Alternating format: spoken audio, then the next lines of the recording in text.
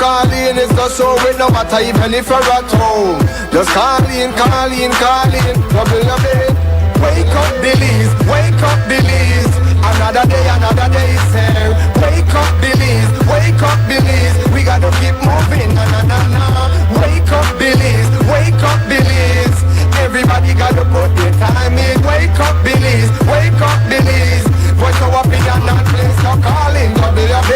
Be yourself, see yourself, this is a show, my people. Believe our hopes so to needless reason. Nobody feel left out, this the vibe we're dealing. Let's find a solution, yeah, yeah, yeah. No respect, unselfishness and cooperation. That's how we need to build a strong nation. We are the people to make the changes. We are the changes, WUB. And all the things that will feel happen and knock out blue skies. And nothing that people get victimized. Let's work together for better, we got to unite. Belize, yeah. Wake up, Belize. Wake up, Belize. Another day is here. Wake up, Belize. Wake up, Belize. We gotta keep moving. Na na na na. Wake up, Belize. Wake up, Belize. Everybody gotta put their time in. Wake up, Belize. Wake up, Belize. Voice our opinion and place no calling. WUB.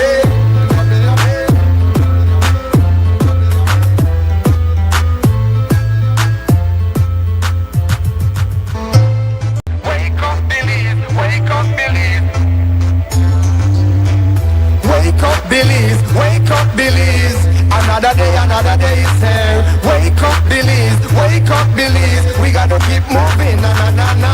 Wake up, Belize, wake up, Belize. Everybody gotta put their time in. Wake up, Belize, wake up, Belize. Voice our opinion and place no calling. WUB. Be yourself, see yourself, this is a show, my people. Believe our hopes so to needless reason. Nobody feel left out, is the vibe we're dealing. Let's find a solution, yeah, yeah, yeah. No respect, unselfishness and cooperation. That's how we need to build a strong nation. We are the people to make the changes. We are the changes, WUB. And all the things that will feel happen and knock out blue skies. And nothing that people get victimized. Let's work together for better, we got to unite. Belize, yeah. Wake up, Belize. Wake up, Belize. Another day is here. Wake up, Belize. Wake up, Belize. We gotta keep moving, na na na na.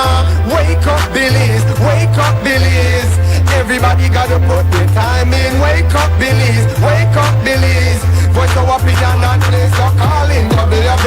Get up, make every day count. Don't waste it, people. Do your part, play around, get where you need to. Look and tune in for work or in your vehicle. If you got a problem, pick up the phone. Why wait till the time calling is the show with no matter even if you're at home. Just calling, calling, calling. WUB. Wake up, Belize. Wake up, Belize. Another day is here. Wake up, Belize. Wake up, Belize. We gotta keep moving. Na na na na. Wake up, Belize. Wake up, Belize. Everybody gotta put their time in. Wake up, Belize. Wake up, Belize. Voice our opinion and place no calling. WUB. Be yourself, see yourself, this is a show, my people. Believe our hopes so to needless reason. Nobody feel left out, is the vibe we're dealing. Let's find a solution, yeah, yeah, yeah. No respect, unselfishness and cooperation. That's how we need to build a strong nation. We are the people to make the changes. We are the changes, WUB. And all the things that will feel happen and knock out blue skies.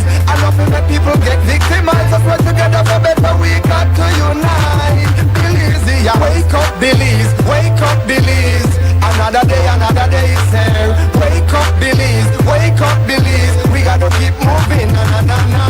Wake up, Belize. Wake up, Belize. Everybody gotta put their time in. Wake up, Belize. Wake up, Belize. Voice our opinion and place no calling. WUB.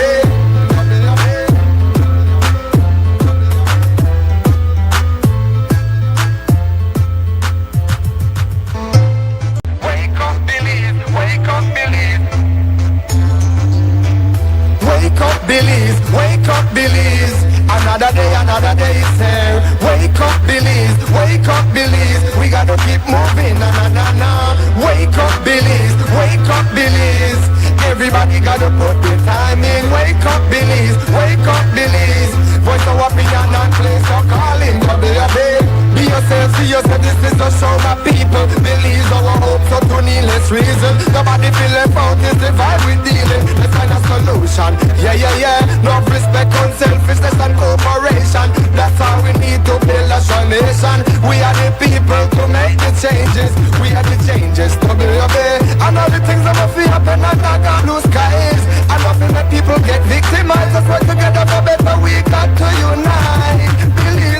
Good morning, Belize. Welcome to the WB Wake Up Belize Morning Vibes. It's Tuesday morning, the 7th of July, 2026. And it's that time. We're getting up. We're waking up. We wake up. That's what we do. Weekday mornings, Creme Radio, XTV. It's Wake Up Belize. We want to welcome you all. I'm Mose. I'm hosting today. Whether you're listening to Creme Radio, watch XTV, you got our apps or social media stream, simulcast coverage, no matter. We're glad you're there. We're glad you're starting your day with us. We hope that you have excellent health. We hope your energy is high. We hope your vibration's positive all the time. That's how we rock, right? Always trying to stay in the right gear with the right energy. Keep the energy high. Avoid the low ones. And right now, we are going to start off with what we call the warm-ups. That means we got some news for you. Before we do the news, we got the latest weather forecast from the National Meteorological Service. Yeah, then after that, when we are finished with that, then we could get down and one remote leave it. Reason leave it. Right here until 9. Wake Up Belize Morning Vibes. Right now, we turn to Tariq Matthews, forecaster, National Met Service. Tell me where they're going with the weather today, birds. Morning, Belize. It was a rather wet night last night over most areas except for the Belize and the Corozal district, which did not experience much activity. Shower activity had decreased slightly since daybreak. An approaching tropical wave is supporting moist and unstable conditions over our area. The 24-hour forecast: cloudy skies at times today and tonight. A few showers, periods of moderate rain, and isolated thunderstorms will likely continue around the country today, especially over southern and northern inland areas. Then, a few showers and isolated thunderstorms will likely affect mostly southern and some coastal areas tonight. The maximum temperatures for today will reach 87 degrees Fahrenheit along the coast, will be a bit warmer inland, reaching around 92 degrees Fahrenheit, and cooler up in the hills, around 79 degrees Fahrenheit. The low temperatures for tonight will drop to around 80 degrees Fahrenheit along the coast, 74 inland, and 67 up in the hills. The winds will be from the east at 10 to 20 knots, and the sea conditions will be moderate. A low tide will occur this morning at 9:38, followed by a high tide this evening at 3:21, another low tide tonight at 9:21, and another high tide early tomorrow morning at 3:31. The sun will set this evening at 6:31 and will rise early tomorrow morning at 5:24. The moon will set just before midday at 11:49 and will rise tonight at 11:46. The outlook for Wednesday and Wednesday night: skies will be cloudy at times. Showers or thunderstorms will be generally isolated, with a few more expected mostly over the south. In the tropical weather outlook, things continue to remain quiet as no tropical cyclone development is expected over the area during the next 48 hours. For a review of our forecast and other products, please visit our website at nms.gov.bz. Our next forecast comes out at 12 p.m. this afternoon. With that, we're in this morning's forecast from the Belize National Met Service. The first private radio in Belize since 1989, Creme FM presents the news. Informative, accurate, current information, local, regional, and international news, weather and sports. And now, the news.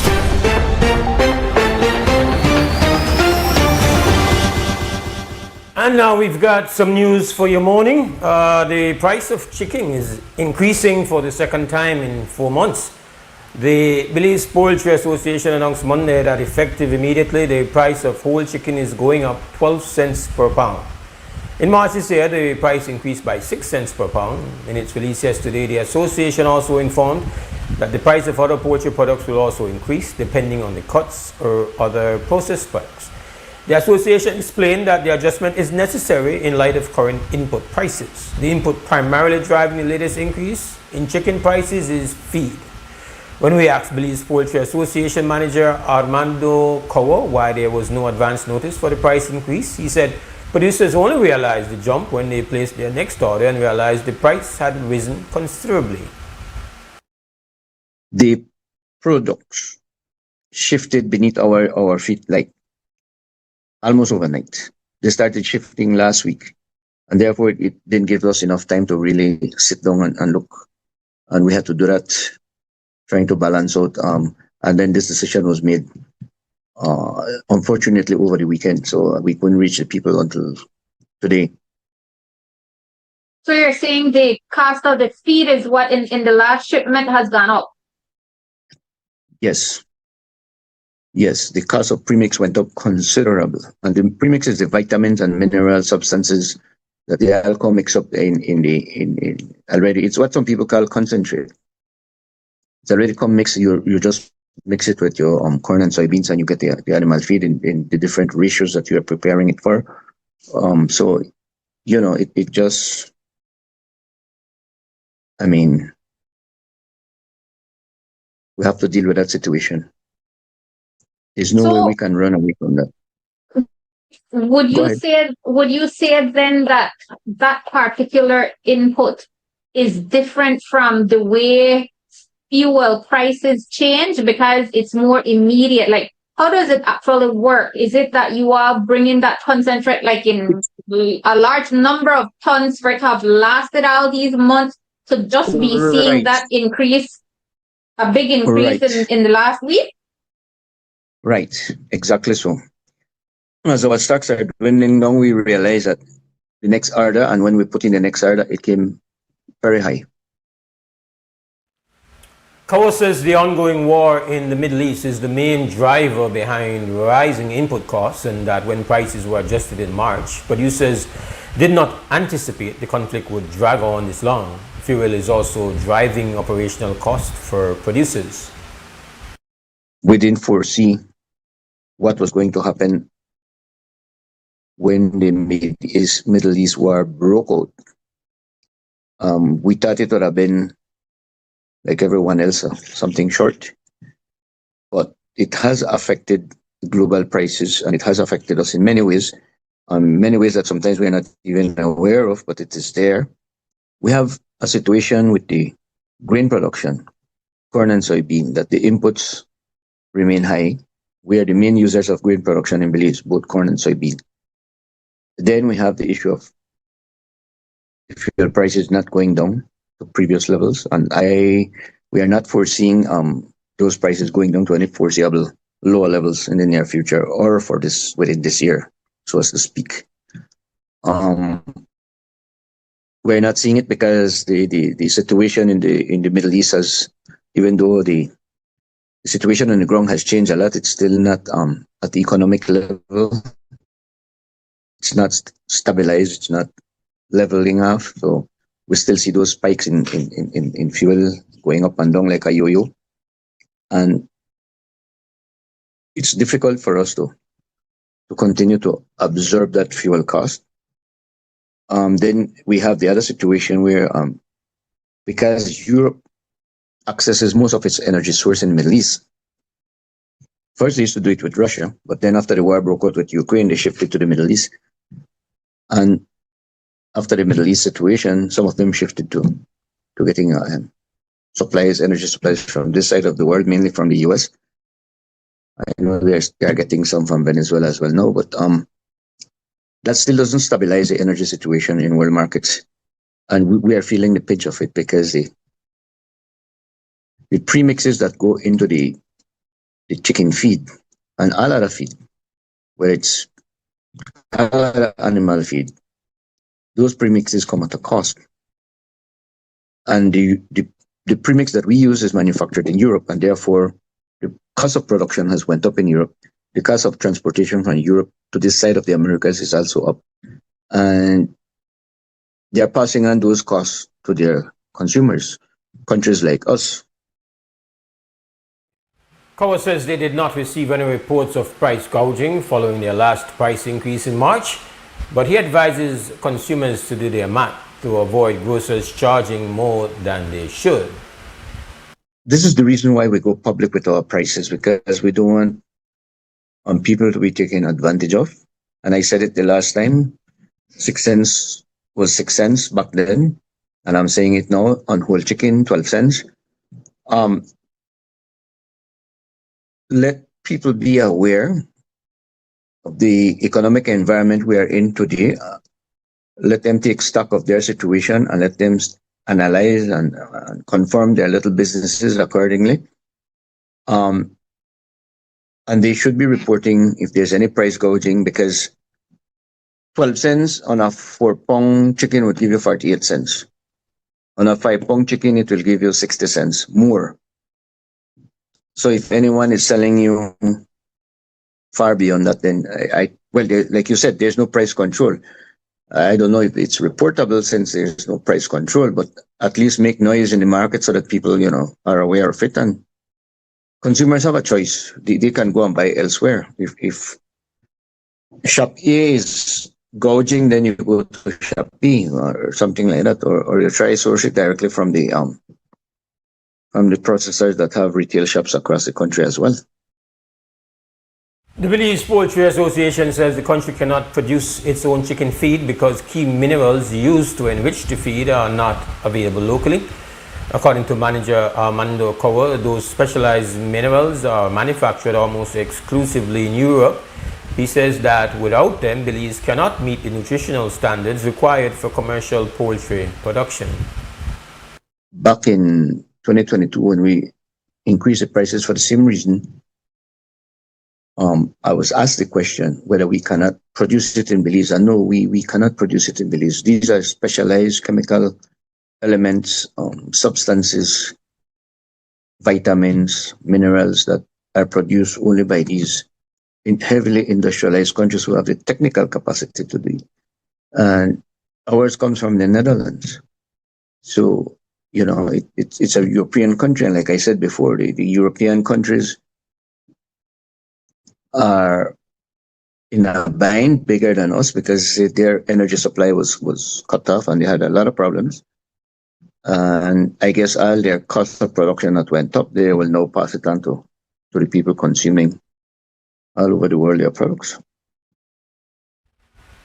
Prime Minister John Bisenyo, leader of the People's United Party, disclosed during the party's National Party Council meeting in Danguiga on Saturday that the audit of the Ministry of National Defense will cover the period dating back to 2015, spanning a full decade of operations and spending.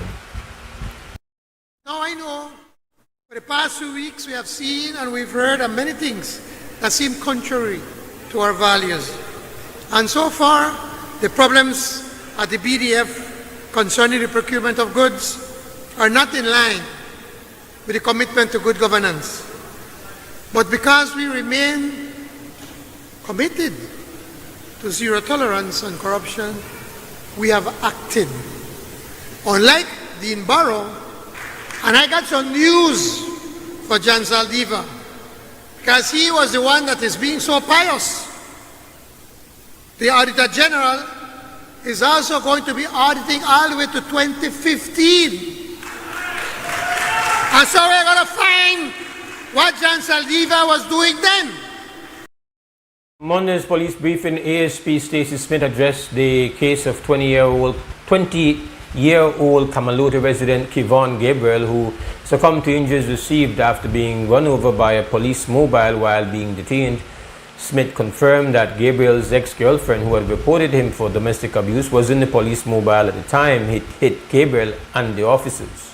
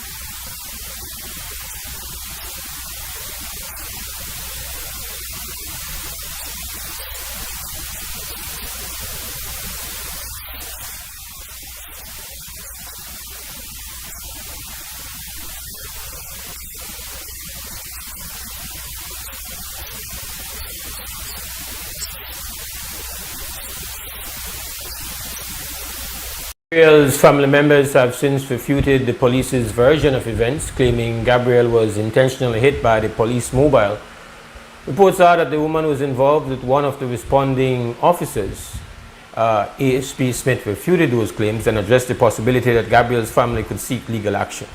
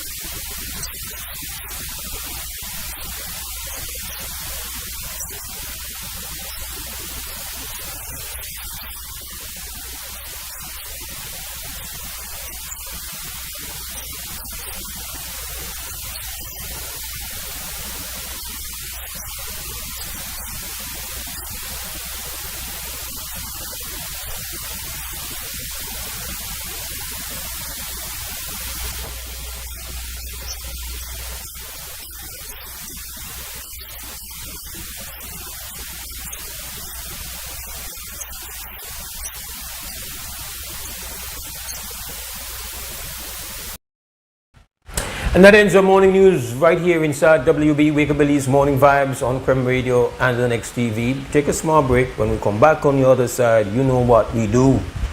Conversation. We make this telephone ring and sing. That's where you get. Jump in. Right now we break. We'll be back.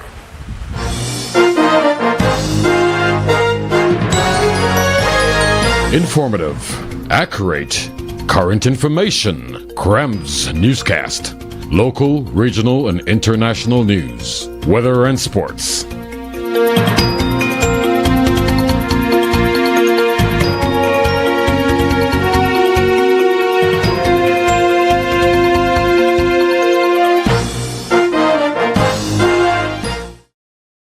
At Atlantic Bank, your convenience is our priority. Our contact center is designed to enhance your banking experience. With a wide range of customer service options, you save time and effort. You can easily call in to block or unblock your debit and credit cards, perform account inquiries, and access detailed card information. Whether you need assistance with online banking, merchant support, or general inquiries, our team is ready to help.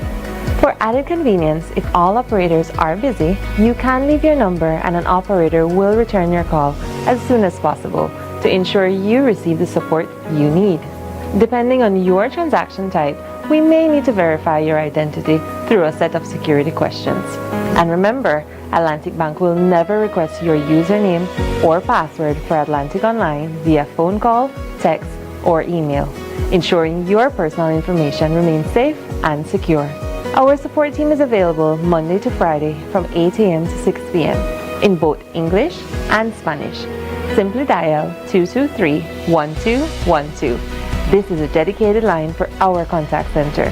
Atlantic Bank is committed to providing you with exceptional service and the tools you need to manage your finances conveniently and securely. Take full advantage of our easy-to-use contact center services today. Atlantic Bank, building the future together. The biggest football event in the world is finally here, and Smart is giving you the chance to play and win. Before every match starts, predict who will win. The more predictions you make, the more chances you have to win. Get 1 point towards your total when you guess the winning team. Predict the exact score and earn up to 4 points. The top scorer at the conclusion of the World Cup wins the grand prize of $2,500 in cash. That's not all. Players get a chance to win weekly prizes. Plus, our quarter-final winner gets a watch party package. Play directly in the Smart app for just 50 cents per entry. Prediction starts June 1st to July 18, 2026. Don't just watch the World Cup. Play along and win with Smart. Smart, bringing people together.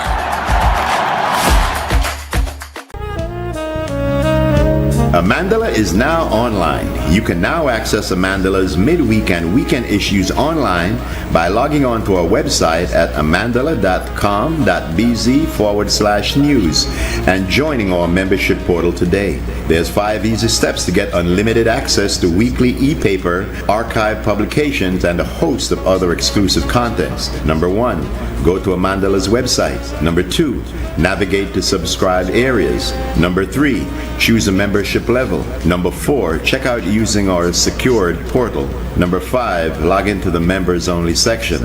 Telephone numbers 501-280-4703 or 202-4477. Fax us at 501-222-4702, or you could email at amandalapress@yahoo.com or amandalapress@gmail.com. Amandala, all power to the people.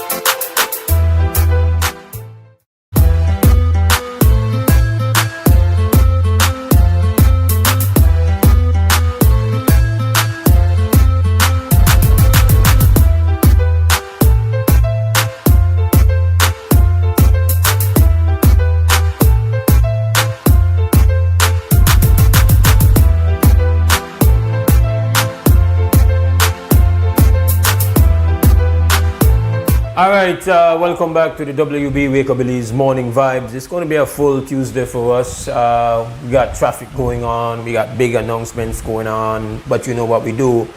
The reason we have the conversation, that's what it's about. We got a call online. The number is 280-5848.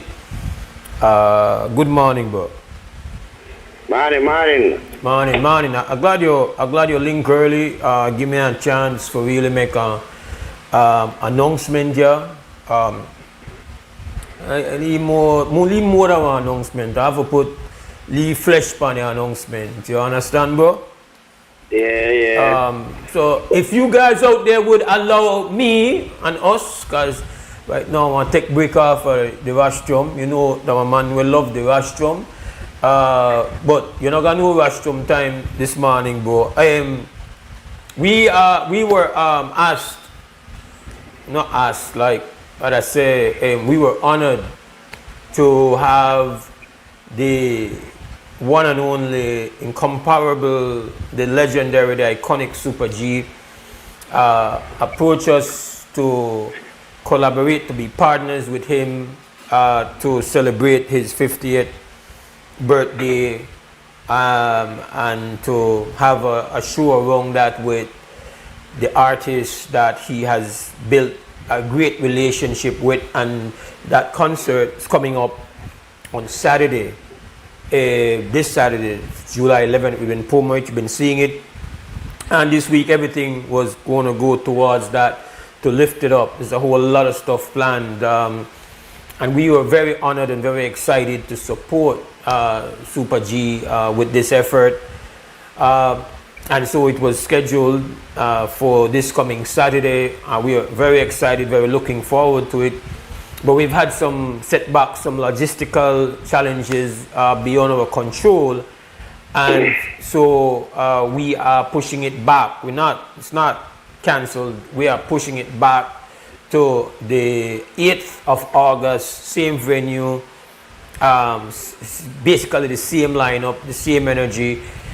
These are the artists and DJs that Super G has worked with over his career. We have when we start to tell some of the stories about the artists, and some that are not even mentioned here as yet, we're really looking forward to it. Disappointing. What is also, I have to be honest, Brick, while I make the announcement to say that the concert has been pushed back to the 8th of August, what is really disappointing and kind of surprising for us is how challenging it is for us to be able to get sponsorship partners to come in and support the event. Because one of the things that we kind of linked with Super G and spoke about was that we feel that this has to be like a big thing.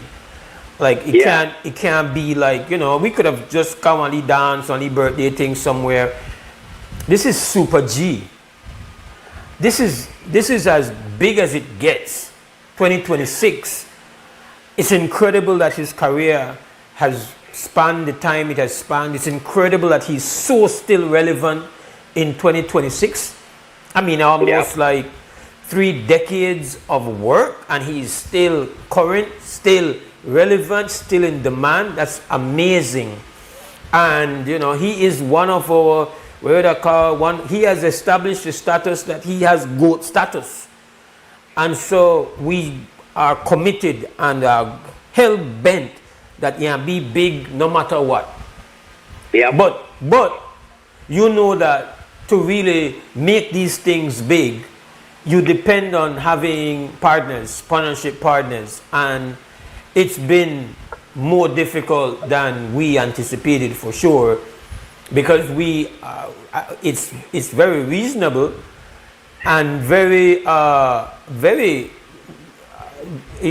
very logical for us to believe that once you have that brand Super G and this very and a very prestigious lineup that he has chosen, that are working with him. In fact, some of the artists that are there on the lineup are people who are contributing their talent because it is him. And that is just, and again, also amazing. This is Super G, no big brother. This is Super G. This is Super G. And so, we don't. So we are like. So, but let me just finish here. But let me just before you get your little piece of rostrum time. Let me just say that we are still hoping that the sponsors will see in this not just a kind of this is an opportunity, and I don't want to get into, I don't want to go full negative, so I kind of hold myself a little bit back.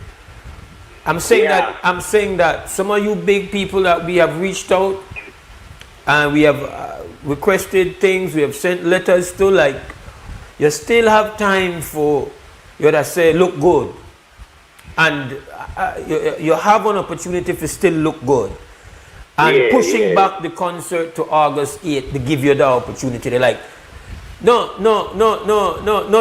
do super like that. No worry about we. We are organizing on behalf of Super G. But you could do we well in all the time, because you do all kind of thing and we just take it. Cause we not build like that. We not complain, we not cry, right?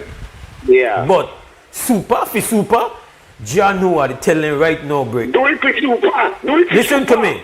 For myself, for we, for Zinc, for what we do, me not get into it with them. But for super, I'm going full hostility if you end up that we can get the respectful kind of support to super. Just later. It kind of surprising, Big Brother, to say that this is super. One of the most humblest, cool brother, respectable brother in the business. I mean, we work in super so much time, and I could tell you, I was stand up here and knock my chest and say that I never hear nothing negative about Super, because Super is a cool ballet. The man just straight. So I'm kind of surprised to see when you reach out some people like they could have said, oh, it's a Super. This is a Super. Okay? Just like go all the artists, step up to the plate because that's Super. Let me put this out there. Let me put this out there. I mean, I'll save this, but let me put this out there. Okay? We have, this is the 100% truth, bro. And I have a guest coming in at 7:15. So me myself can't go full rush on time. All right. But I have to say, we went to Chetomal to meet with organizers of events over there who have said, listen, we the come and we the support. You have influencers in Chetomal and in Quintana Roo and artists. We have 3 artists who we have not even put on the poster who are saying we the come for free because that's Super G. Then the radio, TV station and journalists in Chetomal are saying they are coming for this event. It would have been, those are things which we would have revealed, you understand? The thing big. Absolutely. But I'm telling you that is the kind of respect that we experience when we cross the Rio Hondo. I'm saying here to you big peoples, especially those who we send letters to, that's super. Yes, man. You feel me? Yes, man. And we could have scaled down, scaled back, go on. No, he want big, regardless. Yes, he want big. We didn't say he want big. Delayed, yep. But he want big. Cause we're not going out like that. Nothing super. 50 years old. This a moment when where we look upon it is get a man iconic treatment, man. Get a man legend treatment. That's it. That's all I would say. Fair exchange. Yeah. Fair exchange. I don't know beggar thing. I don't beggar thing this. This are not beggar thing. This are not sorry for me thing. No, this do the respectful thing. Opportunity for partner with a brand that has legendary status. That's it. So they're not, they're not sorry for me thing, they're not beg your thing, no. This respect is due, power respect is due. Man deserve the respect. So we have to push back in case then people remain negative, so that we got enough time to figure out alternative ways how we ensure that the thing be what it is. But one thing I can say is that we are delayed, but we're not going to be denied. You will not be denied. To the people who buy, to the people who don't buy tickets, we say, no, just tickets now spoil. That are not that are not bread, you know, and go John Joe on it. Trust me, on it. Then they're solid. Don't worry about that. Just don't worry about that. The date changed, but know your rights. You don't pay, you don't pay. That's it. And if you don't buy your nice clothes, you may put on that night, you know worry, no wait for nothing else. Hold it down till that date there. Right? You're telling me new date already? August the 8th. Don't tell them. All right. August the 8th. August the 8th. Right. We have super everything. We have link up, super will be available for we talk and everything as we proceed. And in fact, we are working on a little mini documentary with covering the Super G story. Like the things that we do to make sure that the full growth status treatment you give to Super G. You see me? So I am not. I am not. I like the lineup. Yes, sir. I love the lineup, man. I love the lineup. One got everything. I love the lineup, Mose.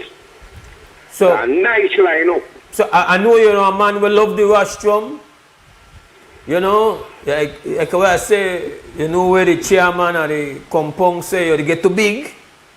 Yeah, so, that's a big thing there. That big thing there. I know the place. I know the place. You better tell the man that when you see him the next time, bro. the man they watch you. But we just want to know that the date change. We want to run some promo for making you know that the date change. You know, just change up the thing. We know sometimes these things can cause inconveniences, but listen, bear with me. It's not what we would have wanted, but it not change the quality of the show. We got with people set up. Hey, give thanks, bro. Yes, I. Give thanks, yeah. All right, we got Zoom. Guess via Zoom. I tell you, we're going to full Tuesday morning. Big announcements. We don't do that. And now we have via Zoom. I can put on my thing from the Zoom. Sister Aria Lightfoot. Good morning, Mose. How are you? Oh, that is full big time. I never know that all of that. Go on, Sister Rishma, how you doing? Hi, good morning. Good morning, Mose. Good morning, Belize. Okay. Well, short and sweet. You are representing the 2026 Belize Diaspora Summit. And tell me about it. This is your first time on WUB. I know that you've had the information online and you've been putting all the work, but tell us about the Diaspora Summit 3.0, which, in case people don't know, is actually going to be held right here. So good morning to you both. Take over. Start. Hi, good morning, everyone. So we are here representing the Belize Diaspora Summit 3.0 because this is the third year that we're doing it. The first year was in LA in 2024. The second year was in Fort Lauderdale, Florida. And this year we're calling it the Homecoming and Savor under the theme Savor Belize because we're returning home. So a little bit about the organization. The Belize Diaspora Summit is an organization that is made up of professional individuals who care about policies affecting the diaspora. So what we plan to do is every year have a summit where we can get together Belizeans from all over the world to talk about policy, do some fun stuff, and meet and connect and network with each other. This year, we'll have the summit July 23rd, July 24th, and July 25th. It's a 3-day event. So the summit is going to be made up of 3 different days of activities, some activities open to the public and some activities that are going to be paid events. So the first day, July 23rd, we're calling it the Diaspora Day, and this is open to the public where we're going to be having different panel discussions affecting different topics for the diaspora. So for example, we're going to talk about diaspora engagement. We're going to have a youth panel. Every year we've had a youth panel, and it's been very, very successful in discussing issues affecting the youth in Belize. Later that afternoon, we're going to be having a mixer sponsored by Kapali Rum. The second day is going to be what we call a business day, and this is a ticketed event, and we're going to be talking about different investment opportunities in Belize, the investment landscape as a whole, and we have some regional guests coming in for that from Guyana. Then we're going to also have a business mixer, and we're giving opportunity for Belizean business people to be able to network with each other and be able to network with our regional stakeholders as well. Later that afternoon or that evening, we're going to be having an event at the Bliss Institute called Savor Belize, where we gather. I heard you earlier, Mose, talking about the artists and supporting local artists, and that's exactly what we're going to be doing for that Friday night. We're having an event at the Bliss, which is a ticketed event, and we're going to be highlighting different aspects of Belizean culture. So we're talking about Belizean authors, we're talking about dancers, singers, musicians, and it's going to be a very lovely event that we're doing in collaboration with Niche. The third day, we're calling it our Wellness Day. So we're going to start the morning with a 5K run, and that's in collaboration with the Belize Cancer Society. After that, we're going to be having a Pilates session that you can sign up for. This is a ticketed event, and that is going to be hosted by Belize Pilates with Destiny Wagner. And after that, we're going to have a mindfulness session. Then we can break out and do one or two things. We're developing a tech session that you can attend in collaboration with UB, or you can do certain tours in collaboration with Adventurous Creole Boy Tours. Then later that evening, we're going to be having our big gala, because we like to end the summit with a little bit of fun, because you would have had 3 days of just talking policy and networking, and now we want to have fun. So we're going to be at the Grand Resort, and Mose, you're going to have to remind me of the name of the band that we booked, and we're going to end off the 3 days with just a great celebration of again, more Belizean culture, Belizean music, a little bit of sampling of Belizean food, and just more networking, more fun, and more Belizean goodness. No, so the first two summits were held abroad, obviously, LA, California, Florida, and now you come to Belize. Are you seeking to engage those who were prominent, who spent time in the diaspora but now are back home? Do you still view them as diaspora citizens? That's a great question, and I would say yes, because with the diaspora, we're talking about people who have lived abroad, or people who are, we have people who are coming from the diaspora to fly in for this event. So one of the big things that we're talking about in the summit is creating some sort of policy, and Aria will be doing a presentation at the summit on the first day about the diaspora policy. So what we've been doing in the background is we've been meeting with different subsections, for example, health, education, law, economic development, and putting together what we would consider a diaspora policy to present for further integration of Belizeans living abroad to Belize. So to answer your question, yes, the people who are returning home could also be considered diaspora, because they're bringing with them a perspective that's different from those who have not lived abroad. And it's a great way to try to marry the two things, because now you have this skill set. People always talk about brain drain, and we call it brain gain, because you're gaining all this different experience and skill sets. Because in the diaspora, you have Belizeans in probably every aspect of any industry that you could think of. There is a Belizean there doing something about it. So we want to be able to submit a policy that's going to be able to integrate how using the brain gain of the diaspora can help build the nation.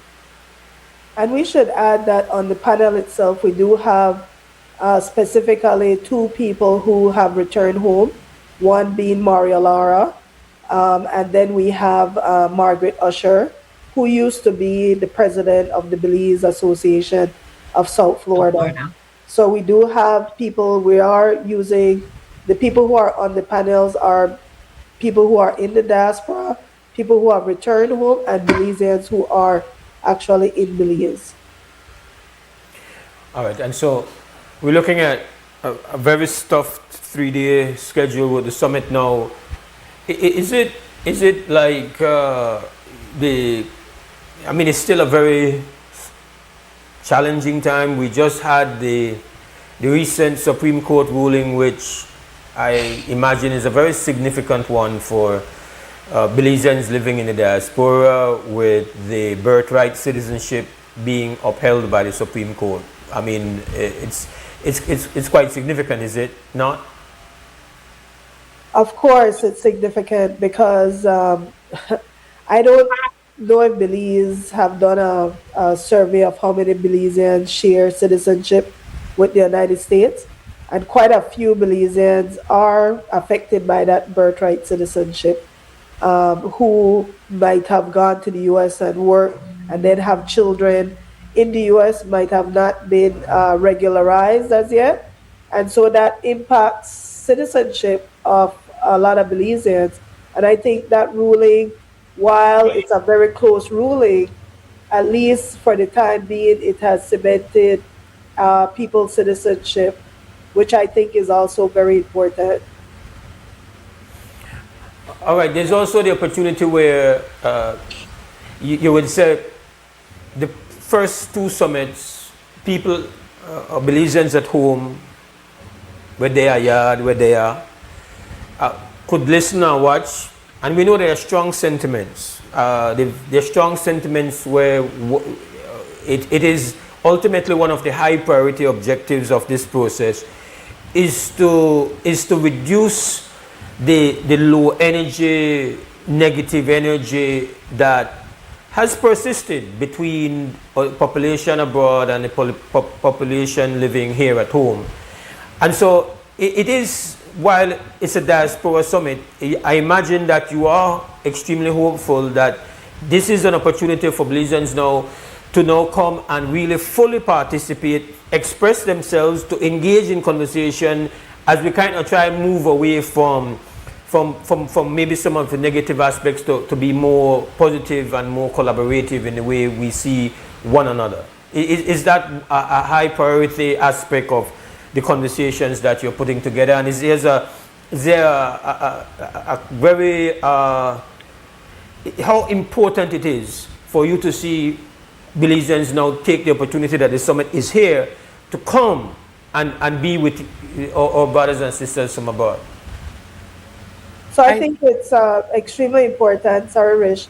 I think it's extremely important because, as we saw recently with the recent policies, even within the United States, where before this birthright citizenship was decided by the Supreme Court, there was a lot of fear around immigration and even access for countries within the U.S. And I think a lot of countries start looking back to their diaspora as advocates, as people who have knowledge of the system. You have even China, who have the largest diaspora in the world, have started to call back its scientists and stuff back to China because of some of the policies that are affecting us here in the U.S. We saw when people were in fear of being picked up by ICE, you had countries like Mexico and different countries that kind of helped their citizens regularize based on certain policies that they were not necessarily aware of. Being DACA being one of big one in the U.S. Also, the diaspora, as Rishma mentioned, is in every facet in the United States economy, and so there's a lot of cohesions that could help Belize, and likewise Belizeans currently right now, Belizeans, um, and I always compare it to the Jewish community. If you look at the Jewish community, the word diaspora, I think that's where the word originated from. But they operate as a very um, successful community when it comes to advocacy, when it comes to building their economic standing in the US, when it comes to even political power. They have been very successful by using the power of the diaspora. But I'll also go to Rishma, who might be able to articulate it a little better. Just to add to what you're saying, Aria, and Mose, you are right to recognize that there may be some negativity, but we want to focus on the positive aspect of this. And by having the homecoming event, I hope that when Belizeans show up to the summit, that they realize that we both have the Belizeans living at home and Belizeans living abroad. We all have the same objective and the same goal, which is nation building. And I think that focusing on the positive of building the nation of Belize is going to override some of that negativity towards the diaspora. Let me ask this. We've had a very recent issue come up on the WB, which is kind of right up the alley of the Diaspora Summit. And I don't know if it ended up on your radar. I certainly am guilty of maybe not even forwarding it to you. But I know Aria from time to time, even though I know you listen to all the media houses, you do go and show up on power station. So I think it's safe to say you go and leave by us free. So you listen to it every now and then. So maybe it's possible you heard it, but what we experienced here with Sister Yaya in one instance, and then somebody who approached us for help, is that we have this scenario where two U.S. citizens of Belizean descent have been unable to, or it has been very difficult for them to get their Belizean passport because of this technicality where that person's parent might have had some do what they do. You know, we do what we do.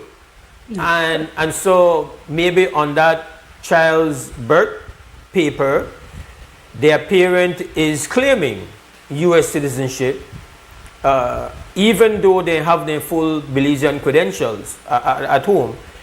And now what it's kind because of the way that we issue Belizean citizenship or passports, it's determined by what your parent is on your birth certificate. And we've had it become quite an obstacle course. And trying to get the Ministry of Immigration here to see how you can make this, how you cannot penalize somebody who genuinely, if you go and think about it, the law is if you have Belizean parents, you have a right to Belizean citizenship. In one instance, we have somebody who was essentially in a situation where then it run out of time when could they are like because you don't want a U.S. citizen, you need to go, and it's really like these are the kind of you would say anomalies, things will become. It might seem like just one small loose thread, but for the person where they experience it, to be denied access to your Belizean citizenship on some kind of little legal gray area can become really painful. And so having, like, we just gone through this, Sister Yaya has been very proactive in kind of reaching out and trying to really get the full understanding and then to find out, okay, but there are workarounds. And I think we are very close to doing that. But it is the kind of challenge that really just falls right into the attention, or it should be on the radar for the Diaspora Summit.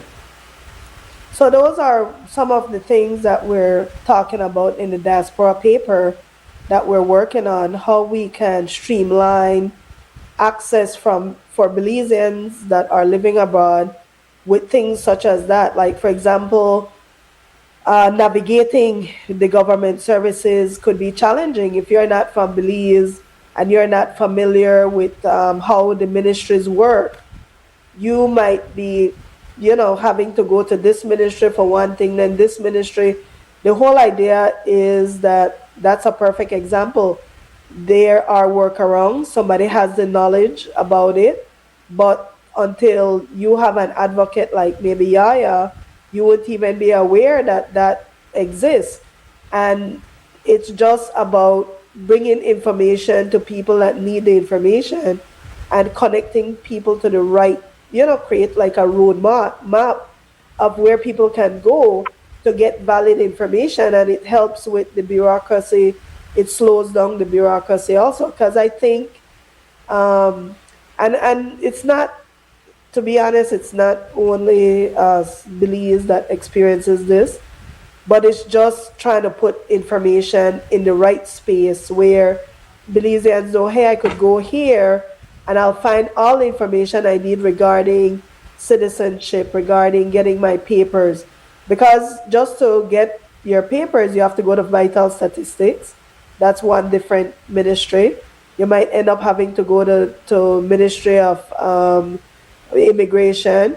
You might have to deal with the diaspora relations, right? Then you might need to go to customs to deal with your goods, or you might need to go to lands to go deal with your land issues, or you need, and I mean, every Belizean, I think, regardless if you live abroad or live at home, that was an issue. That's not only Belizeans abroad. When they did the re-registration, I think that there were about 3,000 Belizeans who could not vote because of the way that we register people when they're born. So these are things that affect Belizeans at home also. And I want to add to Mose that in the diaspora summits that we've had that are outside of Belize, that is why it's so important, and we're very thankful for several ministries who have set up clinics at the diaspora summit, because just like you were saying, just access to the information, access to what form to fill out, how to go about making any changes, what are the fees, what documents do you need. All of this is information that is not easily accessible to someone who's living outside of Belize, a Belizean living outside. I know they're working on getting everything online and digitalized and all that, but until that happens, then it's still very much a paper trail. So when we're having the summit outside of Belize and we're having these clinics, it becomes very important for Belizeans living abroad to be able to then do all the proper paperwork and access the things that they need. Well, two things. One, just to kind of announce for those who don't know that, as we have done in previous diaspora summits, both the first and 2.0, we at Creme Radio and XTV are proud to be an official media partner, and we will be covering the event, and we're very excited about that. So you can look forward to that. Again, the dates are July the 23rd, the 24th, and then of course, well, we're not going to be covering the Wellness Day. We're not going to be covering all the Pilates and all of that. But that's okay. We'll be there for the Thursday and the Friday. And let me just also take this opportunity to bring in a current event.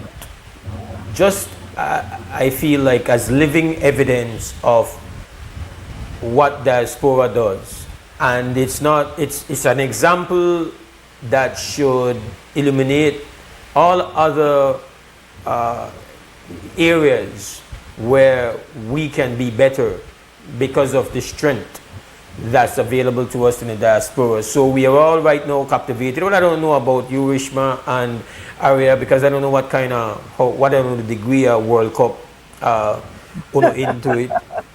But for people who are really into the World Cup and they watch it. I am. Okay, good. I very much am. Which team you to ride with? Well, my team I was riding with just got eliminated, so I was always with Brazil, but they got eliminated. I'm Brazil too. Tough. But now I'm with Norway because I want Norway to eliminate England, but that's my own all right. Good. personal. So one of the things that we've all seen And we're here thinking like, whoa, wait a minute. The fairy tale team of this year's World Cup, absolutely Cape Verde. Cape Verde. Yep. And everybody is like, my goodness, here we have a country similar in population size to us. It's an archipelago, and it has a population of about 500,000 people. Yep. Yet it didn't only make it to the World Cup, it was a shining star at the World Cup and pushed the defending champions to the brink. Yep. There's also the incredible accomplishment of Haiti in the midst of all that has been put on Haiti. That team, without playing a single home game, they've never played a home game because they've not been able to play a home game. All their home games are road games, and yet they qualified. And again, they reached the World Cup. Curacao had a team in the World Cup, and they're like 150,000. Curacao has a population of 150,000. Yeah. They get mashed up. But I mean, they qualified. They get in. They're there. They're at the party, you know. So when you look, and even the United States of America, which has a population of 350 million or 375 million or 400 million, I don't know what the exact size of it is right now. One of the things that connects all those teams in the success that they've been able to achieve is that their respective federations have made it mission one to find anybody that is playing organized football in any of the prime leagues on the planet. Then just need to know that your granny, grandpa, auntie may come for their country and then could tie one line of genetics to you. Why you don't want to come play for it? That's what, you know, I heard somebody calling the stew and say, man, how many countries could do it and we can't do it? A lot of their success has been determined because of their ability to harvest the talent that is groomed elsewhere. Morocco is another example of that. A great number of the stars on that team are not actually born in, are not even born in Morocco. So it might say it's just the football, but it shows, it gives that evidence, I feel, to say, in all areas, this is the strength that we are able to tap in if we are able to just grow out of, this kind of, whatever it is, we kind of, Belam, they want back home. We need to, I think the World Cup gives great evidence to what the true potential is in a proper, healthy relationship between Belizeans at home and Belizeans who are living elsewhere on the planet. Exactly. Even the United States, he talk about diaspora. One of the best players in the United States was, I think the parent was passing through the U.S. and he was born in the U.S. and that's how he could play on the U.S. team. So it was a win for birthright citizenship. They even talked about it, right? So the irony is that while they were fighting against it in the Supreme Court, we were benefiting off the best player on the U.S. team had birthright citizenship because their parents were in New York and they're live in the UK and they're Nigerian. Right. And that's the only way he was able to qualify is because he was born in New York. But he hasn't lived in the US. He lives in the UK. And his parents didn't live there either. And his parents, they were Nigerian and they lived in the UK. They came to New York. The story is that the parents were flying back to the UK and they didn't allow the mother to fly because I guess maybe she was too pregnant to fly. So they didn't allow her to fly. And that's how he ended up being born in New York. Yep. The same person that they're fighting with this red card for is the person who has never lived in the US but just happened to be born in New York. And intervened by the president himself. Exactly. He's fighting for him. So it's interesting when it's convenient, right? I know, right? It works. But I think my thing with Belize is that I find Belizeans, whenever they're given an opportunity to thrive, they thrive. And I think that basically bringing these two communities, which is Belizeans living abroad and Belizeans at home, together, could you imagine what Belize could be? Yeah. I mean, it's Belizeans we have a lot of Belizeans playing sports. We have a lot of Belizeans who are very talented in Belize, and maybe just making that connection with the right person could get them the access that they need to thrive. So I think and I always have to go back, and I'm not biased, by the way, because CREM and XTV was the first platform that allowed this discussion with the Belize diaspora to come in and discuss this matter. And you see pockets of hope, like, for example, Ladyville Highlights. That's a perfect example of a diaspora and Belize group that has grown organically, and they work together to try to alleviate certain issues that are happening in Belize. You have it in the education sector. I think UB is doing a lot of we'll call it collaboration with different professors that are Belizeans. During COVID, we had Belizean doctors and nurses who came home and were volunteering to help with these rural communities who didn't normally have access. So there's a lot outside of that. There's a lot of opportunities, I think. And it's really just to kind of streamline and organize these different groups so that everybody knows where to go, who to go to, how to access the information, and make it like open to everyone, because it benefits. I'm Belizean, regardless of where I live. If I'm at home, I'm a Belizean. If I'm abroad, I'm a Belizean. Similarly, Belizeans at home, I always say, you never know when you're going to end up living abroad. You know, you might end up on a scholarship, or you might end up, even if you're sick, you might end up going abroad for some services. And these types of connection and collaboration can always help with how we build our society and community. Absolutely. And to your analogy, Mose, with the World Cup, is when you start seeing your diaspora, even second generation diaspora, as an asset, it really helps in being able to build a nation. Because you're absolutely right. If you can pick and choose from the talent that's out there, even if you have like just a drop of Belizean nest somewhere and you're able to pick up that talent, then it's definitely an asset. All right. So just quickly, because of time, let's save the date to everybody, both abroad, living abroad, and those at home. Diaspora Summit, Belize Summit 3.0. Walk me through the dates again. July 23rd, 24th, and 25th. And most of the events are being hosted at the Grand Resort and Residences. And for those who want to access more information, there's a Facebook page. Yes, so we have a Facebook page that's Belize Diaspora Summit. We have an Instagram page that's also at Belize Diaspora Summit. I'm hoping to fancy thing we want to have where you could get a schedule and all of that. We have 501 Pulse, 501pulse.com/summit. It's a digital registration system. It shows you all the events in live time that are happening. So you go to 501pulse.com/summit and you can follow the different events.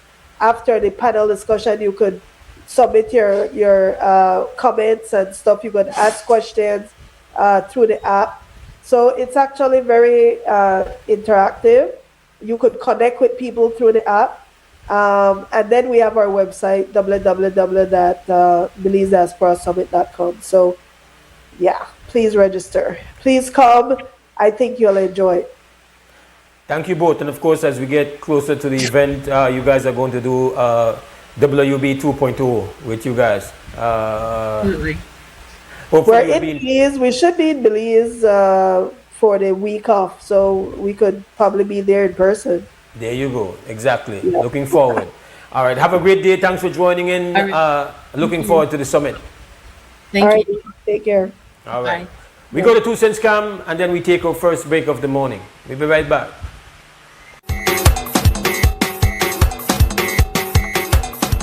WUB, and this is XTV. Big respect to our sponsors, 4 Point Security. You know the summer start, right? And it's hot, and summer program to go on. So I'm going to go find out some of the youths and volunteers and the coordinators, their 2 cents about this summer camp, what happened inside of Lake Hyde over there at Swift Hall. So keep going and going for the 4th year with this summer camp inside Lake Hyde. The kids, the volunteers, the community, the bonding that happens. Walk down the streets and the kids, they know you. You can't. This summer camp to be active. Yes, we have some sign up before we even get here. We have some parents that ask me whether or not we'll do it again. Who are some of the people you collaborate with? We collaborate with many, but most of them are just table tennis. I don't know. This year we have table tennis, we have HRCU, and Belize Bank. All right. Yeah, those are the top ones. And how much kids do you expect this year? Because I know every year it keeps growing. Growing. We expect at least 100, but so far we're at 117, I think. And we have 3 on the wait list that just showed up. That you're But the goal is only 100. All right, and I know you could have been anywhere you choose to be, but you decided to be part of the summer camp program. How does that happen? Hi, well, we are excited to support Summer Bond. Summer Bond has been a fantastic experience. This is our 4th year, and we're excited that so many SCA Mercy girls decided to be volunteers. So Summer Bond has a WhatsApp chat group, and we have been taking in volunteers from repeat years, but you also have the opportunity to sign up for your first time. So this year, the volunteer group from St. Catherine Academy includes girls who are doing it for the first time and leaders who have done it years previous. And so we are excited to support Summer Bond and all its exciting activities. Yeah, you're anyway for the summer. What makes you choose volunteer to? Well, I decided to volunteer at this camp because honestly I don't have much to do over the summer, and I really enjoy helping kids. I wanted to experience something different. You could have done anything, but what made you decide to participate and volunteer in the summer camp? I decided to volunteer because I believe it's a great way to shape my skills, and I didn't have much to do this summer, so I believe that helping the kids and helping around would help the younger generation. And you could have traveled, do summer camp, your own personal. What made you decide to volunteer for the summer camp? I decided to volunteer for the summer camp because to me it is a very transformative experience, and I wanted to help the kids make better decisions. Thank you.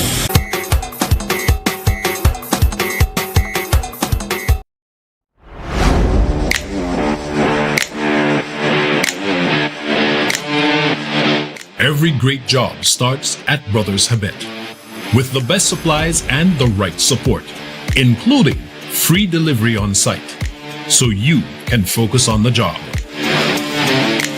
Brothers Habet, working with contractors since 1983.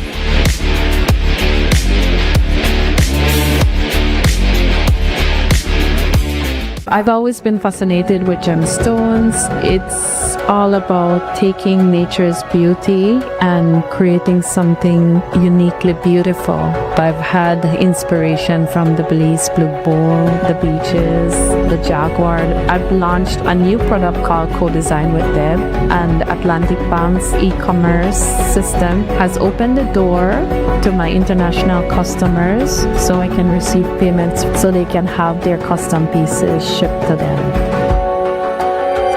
Atlantic Bank, building the future together. El evento de fútbol más grande del mundo por fin llegó y Smart te invita a vivir toda la emoción del mundial. Antes de que empiece cada partido, predice quién se lleva la victoria. Entre más predicciones hagas, más oportunidades acumulas.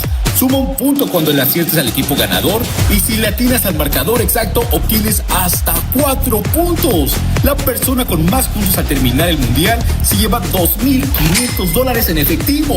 Y eso no es todo. También habrá premios semanales durante toda la competencia. Además, el líder de los cuartos de final se lleva un paquete completo para armar su Watch Party. Participa directamente desde la app de Smart por solo 50 centavos por participación. Las predicciones estarán disponibles del 1 de junio al 18 de julio del 2026. No solo veas el mundial, Vívelo con Smart. Smart, bring people together.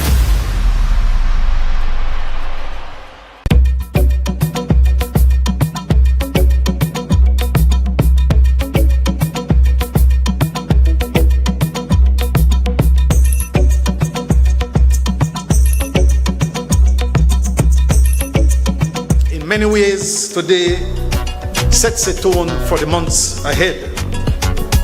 The theme we unveil this afternoon will become the thread that connects our celebrations across every district, across every community, and across every generation. We have different traditions, food, histories, but those differences don't divide us.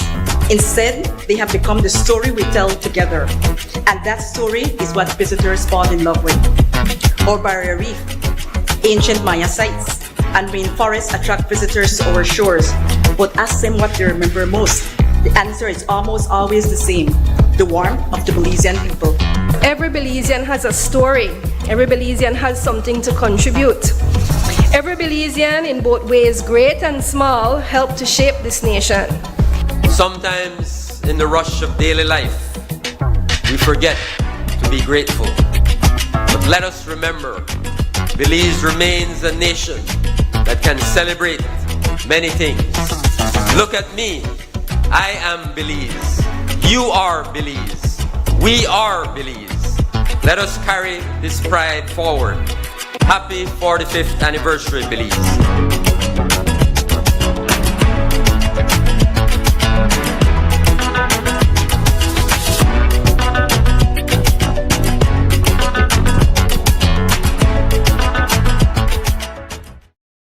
Before our grid reached across Belize, it was built by generations of Belizeans committed to connecting communities and powering progress. Through the hands, the dedication, and the vision of our people, the grid grew with Belize. A nation built through strength and resilience, and a network built pole by pole. Today, that responsibility continues, strengthened by every hand that follows. Each generation building on the last and carrying forward a shared responsibility, serving communities, powering schools, hospitals, businesses, and homes, supporting a nation that continues to grow. Belize Electricity Limited, built to serve, serving Belize.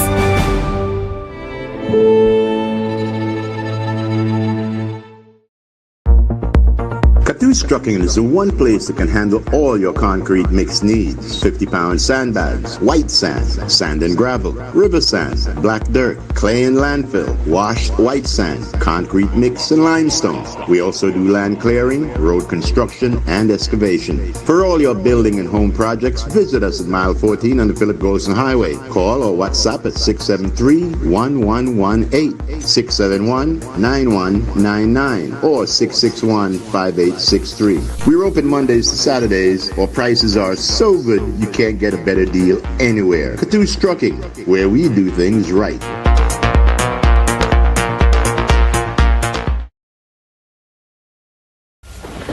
When the power goes out, life is disrupted. Be prepared and keep your home powered up with a generator from Benquip. We carry brands such as Honda, Kohler, and JCB. Schedule your installation, maintenance, and assessment to keep your generator ready and waiting to protect your family and home the next time the power fails. Stay in control of your power with a generator from Benquip. Equipment, parts, service.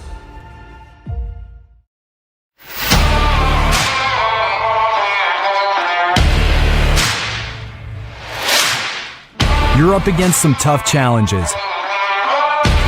But not all heavy-duty lubricants can handle the pressure. Until now. Introducing Ridgeline Lubricants. A homegrown solution engineered right here to solve the hurdles you face every day. Backed by experts who understand the ups and downs of where you're operating and what's at stake. Specially formulated to protect your equipment so you can push past grueling hours, heavy loads, and harsh conditions to reach for greater productivity. Ridgeline Lubricants. Long live your equipment.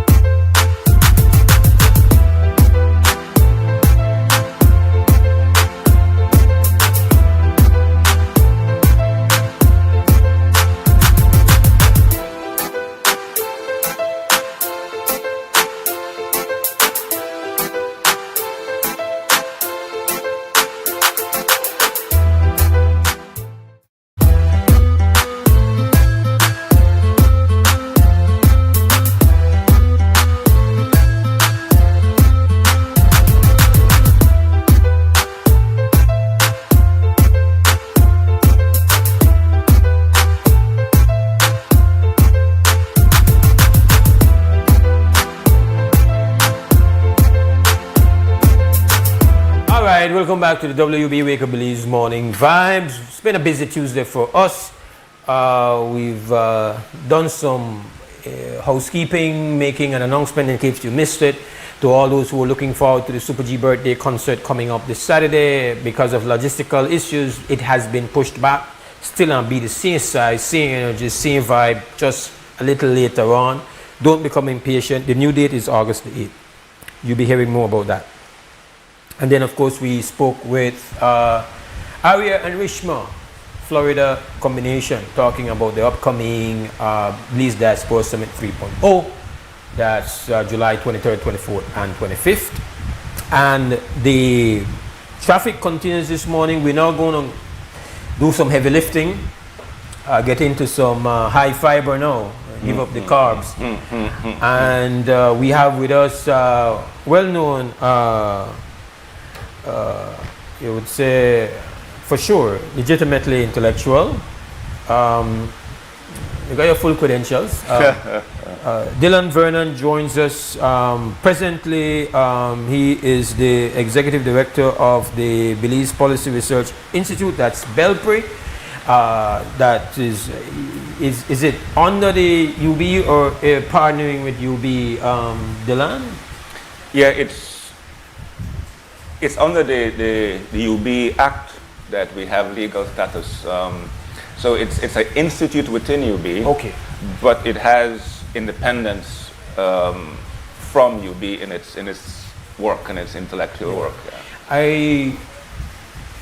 I had the opportunity to be at the inauguration of UB when they were amalgamating, and I believe it was at that event my father, who was the first chair, spoke, and in his comments that day, which is a long time ago, one of the things he emphasized was the role of UB in research. Felt that we do so much, we rely so much on our hunches and intuitions and kind of rough estimation with things. But research is so critical in finding, really defining problems and then being able to find solutions. And so I think over the years, it would be a very legitimate criticism to have of UB as to, well, how much of that are you actually doing? And so I'm very personally, happy about the existence of this organization, this institute, and just looking forward to all the work that it's going to do. And I know generally people are very cynical about, studies. Yes, right? yes, of course. And yeah. I think fair enough, right? But you have different, like with anything in your life, you got different pieces of the puzzle that you need to put together to get the you have poor tasting rice and beans and you have excellent rice and beans, right? It's not just because the rice and beans make it good or because it make it bad. It's the chef. So the studies that are being done, it's really going to be how well the thoroughness, the kind of commitment and investment and time and everything. And so we are looking forward to it. Now, tell us about, before we get into some of the heavy stuff, just tell us about overall how it's running and what's going on. Yes, thanks for having me on, Mose. What your dad said is absolutely true, that one of UB's mandates is not only to be a center of excellence in research, but it's also to have the expertise and the research at UB have impact on national development. And that link, that relationship has been criticized. It has been weak. And a part of it is just that bridging the knowledge and expertise at UB with government and with the national needs has not been done well.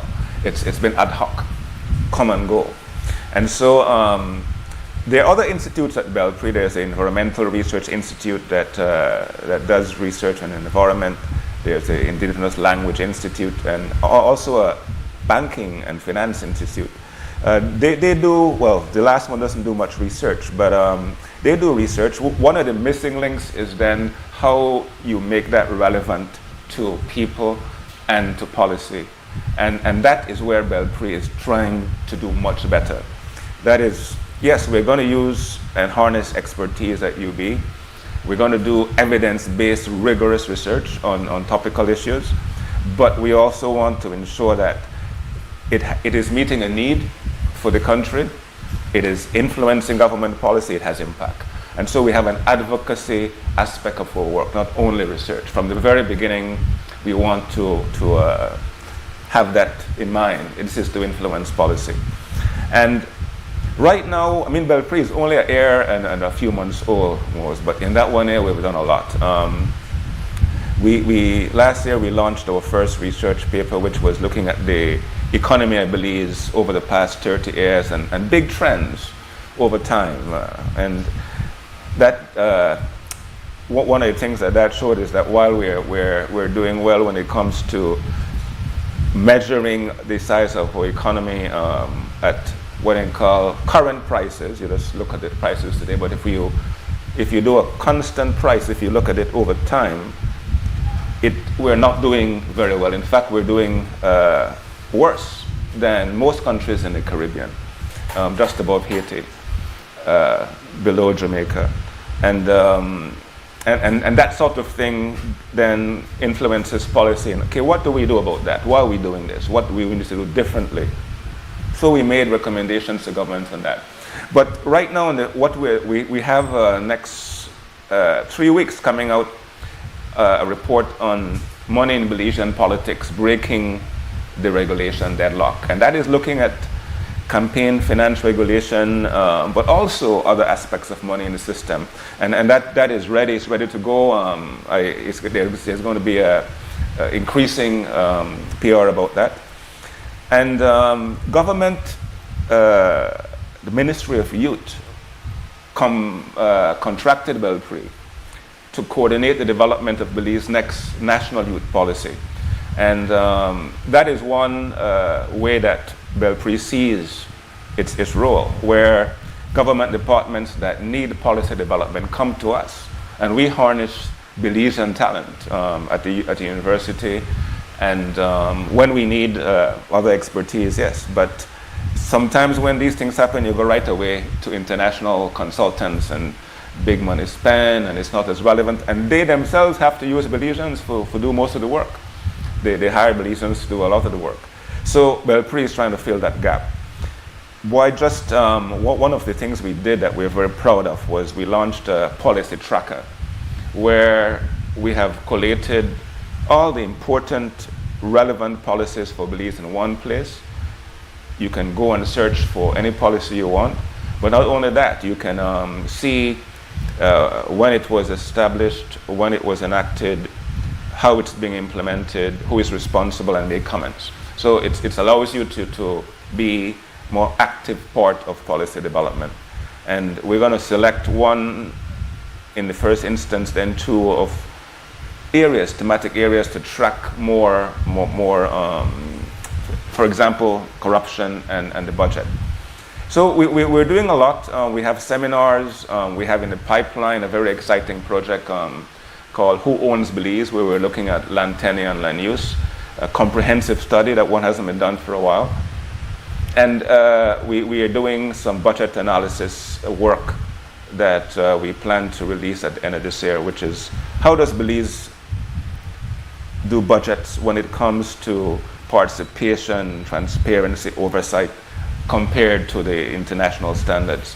And that allows us to then begin to analyze each budget process and content on an annual basis starting next year. So we have all these things happening and more.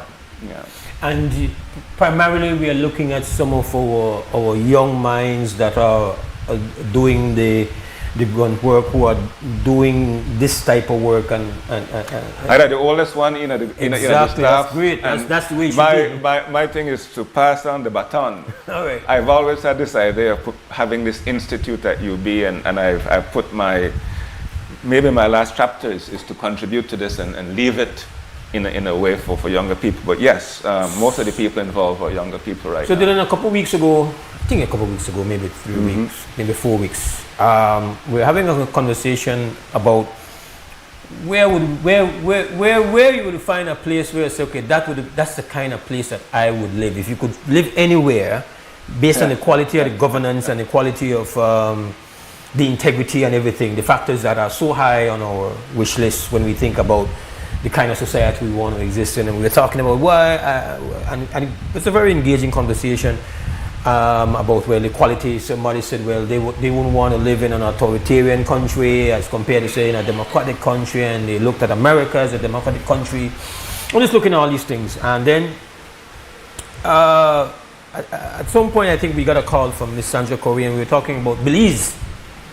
And, you know, if we think Belize is a democracy, do we think it's an authoritarian government? But what do we have? And, you know, we were talking about, well, do we still value democracy, and do we have a democracy? And I don't think that democracy is some kind of, you know, it's like, democracy is very flawed. But we have not had a democracy. And I commented that the reason why I don't believe we have a democracy is that we don't have any campaign finance regulations. And you don't have to be an intellectual at the level of Dylan Vernon to kind of be aware that democracy's fault lines have been established. This is not, we don't have to reinvent the wheel, and money is one of democracy's vulnerabilities. The level of people, education and consciousness, that also one challenge. The fundamentals of democracy requires that people are very informed. You have one electorate that understands and are empowered by that information, so their choice making makes it a very beneficial kind of consensus. But money bring down any sense that you have legitimate by the will of the people. And bigger nations than we might have different challenges with the campaign finance control. I think there was some major Supreme Court ruling very recently in the US that kind of gives big money groups a chance now, and it's considered to be regressive, you know, whatever. But we don't have none. We don't have none. And we are one of few countries that does not have any sort of regulation of money in politics, or by extension political parties. And let's talk about, as far as democracy in Belize is concerned, I think that we have the formal democracy of elections every 5 years. We have fundamental rights and freedoms. We have civil society acting, and on that part, you can say we're doing okay. But even within that, who wins elections? Who participates in those elections? How does that democracy that we elect leaders every year, every 5 years, municipal elections more often, how does that affect people's lives? And so in the literature, there is this thing called, and this is my approach to democracy, that what is democracy for? It's not only to select leaders, it's for social improvement, social justice, more equality, etc. And if democracy doesn't do that, then democracy has a problem. My analysis is that democracy isn't doing that in Belize enough, and a part of it is exactly the money in politics, a big part of it. And let's agree, I think, that money is important for politics. It's not that it is always bad and evil. You need money for participate, to organize people, to sell your ideas, transportation. It's not that it's not needed. The fact is that if it's unregulated, as it is in Belize, it can lead to the big word, rampant corruption, and whatever all that means. And so in that particular case of campaign finance regulation, we really need to act as a country urgently, because the repercussions of it is right before our eyes. In fact, we see right now these corruption scandals and allegations floating around. And while, yeah, we look at the particular case, I mean, if we look at the past 30 years, we have had these sort of scandals of the day blowing up now and again. And it usually happens in the second term of a government that you begin to see these things more. But it is not new. And we have to be able, and this is one of my messages today, we have to be able to see beyond this one scandal and ask the question, why is it happening? Why is it happening so often? Why can no one deal with it? And a part of it is that the laws we have are either not working, or they're being ignored, or that some of the laws we need are not yet there, like campaign finance regulation. And at the end of the day, if we don't deal with this issue, as has happened in other, especially small countries, we can really be a failed state. We're coming to a point where that is not unrealistic. And the impact that the lack of regulation and money has is there to see before our eyes. So let me ask this. Well, I think the theme for this year's Independence celebrations, for September celebrations, I am 45. I think something like that. I am 45. Belize is look at me. Look at me. Yeah. So we're 45. We'll be 45 years old in a couple of months as an independent, quote unquote, independent sovereign nation. Is it unfair to say a lot of very smart people have either failed miserably, asleep at the wheel, or where was their focus, that this was not a high priority issue to put in place and really push this? We are 45 years in. Like this is day one kind of consideration. This is day one thing. You know, it's like, is that unfair? No, it's not unfair. In fact, it's a failure of at least two things. One is a failure of leadership. Civil society, to its credit, in the 1990s began to put this issue of campaign finance regulation on the agenda. And it came out of corruption scandals. And ever since 1998 at least, every political party, every political leader and prime minister has promised that when we're in power, we will have campaign finance regulation. It has not happened yet. Broken promises for over 30 years. And part of the excuse that leaders use, and I'm giving some of the information from the report we're going to release at the end of the month, but it's too difficult. It can't work here. The big boys will find a way around. And so it's a defeatist, like we can't do it attitude that, I don't welcome at all. And the other side of it is that, and this perhaps is even more important, is that while the leaders have failed to deliver on this promise, we the people, civil society organized, have not kept up the pressure in a sustained way to demand it. And so the fault is also with us, the people, and civil society leaders. Because if there's one thing that we know in our democracy and in most others, that it is people power and people pressure that causes governments to act on things.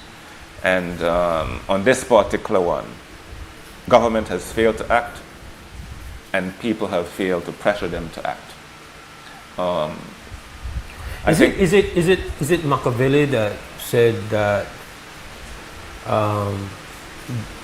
when describing status quo and change, said that the people who are benefiting from status quo are going to be naturally more motivated because they know what it is they are about to lose, as compared to change, and the people who want change, they don't really know what ultimately they will benefit from once that change comes. And so there is this more imbalance in motivation. So the defenders of the present status quo are going to be big money individuals, and ultimately they're going to have far more conviction, I believe, human nature being what it is, to protect their interests as compared to the status quo. To protect and then academics or people who are doing studies. I'm not trying to slight, but just saying, you know, you do the work and you put it out there, but you know, it's like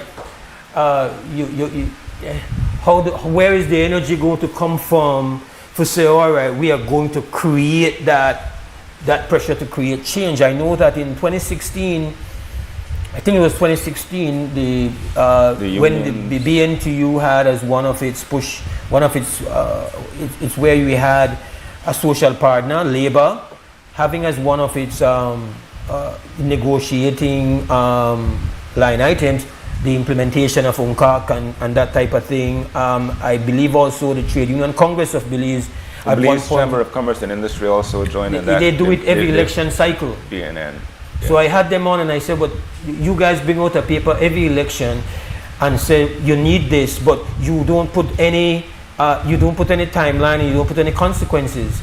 If the chamber says well, there has to be campaign finance within 3 months of you being in administration, and if that doesn't happen, we are going to, let's say, okay, we're going to start paying your taxes. It's like it would happen. It will happen. So are we really serious about it though? Yeah. Collectively speaking. That's a good question. Are we really serious about it? Because if you look at almost every corruption scandal over the past 30 years, and blue and red goes around, if we define corruption as the abuse of power entrusted with you for private gain, that corruption, that definition of corruption, basically what it's saying is that the people who have power are the ones who we are asking to give up that power and that access. I mean, there's an irony and a conflict there, so people have to do it. But you asked the question about, do people want it? I think yes, people want it. It is, however, there is a lot of people who basically end up saying, look, if the politicians corrupt and if the leaders are corrupt and nothing going to change, I also have to use the system to get what I want. Logical. I have to use the system to get what I want.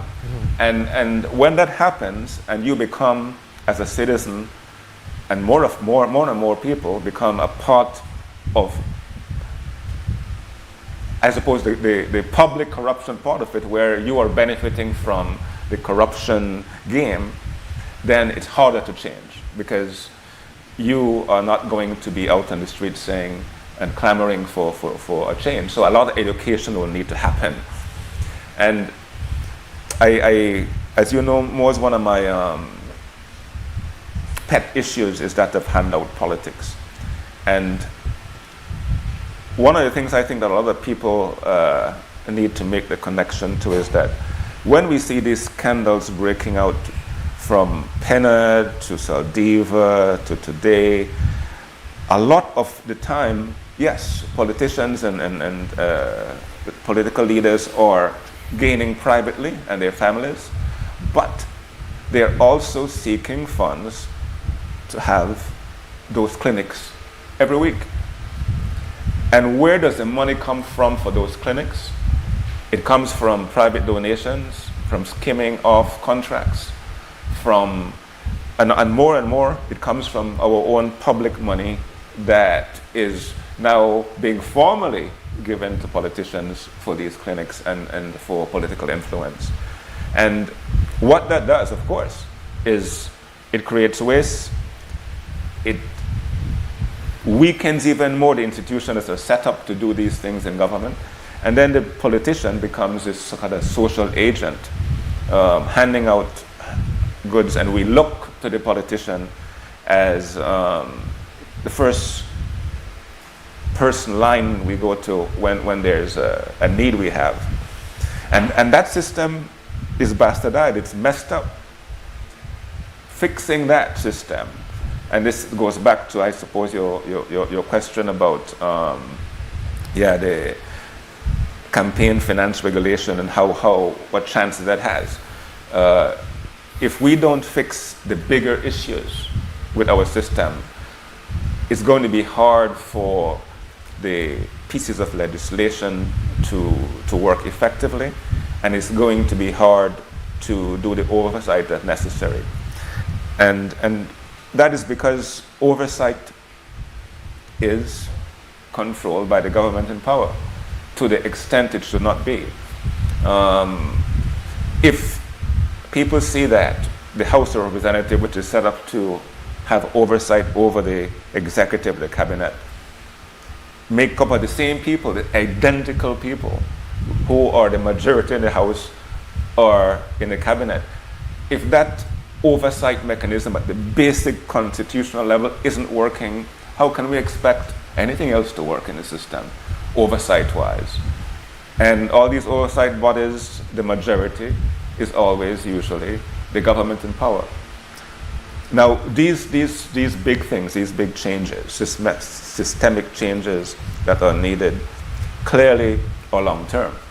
But while those are happening, and while we get people more educated that this must happen, and I believe it will happen eventually because what is happening right now is not sustainable, that we have to also improve the existing laws we have and put in the ones that we don't have, including campaign finance regulation. We can't say we'll wait until the system changes before we act, or else we'll be basically giving up. And so yeah, it's very, very interesting just listening to that, listening to all of that. But I'll have a question based on what you've just said. We've got to take a break. We'll be right back. We have with us Dylan Vernon from Belpre.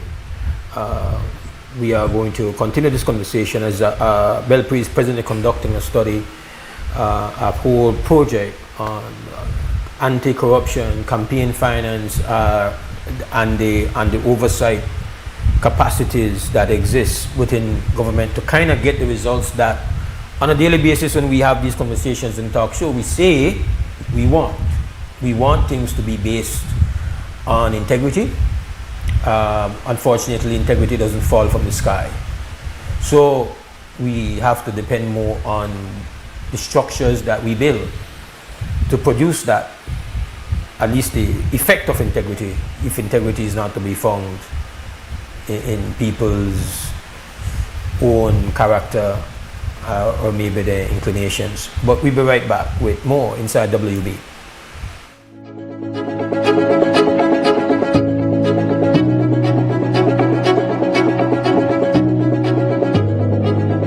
At the beginning, it was a bit challenging because it sounded so good and so promising that I think people were reluctant in embracing the idea.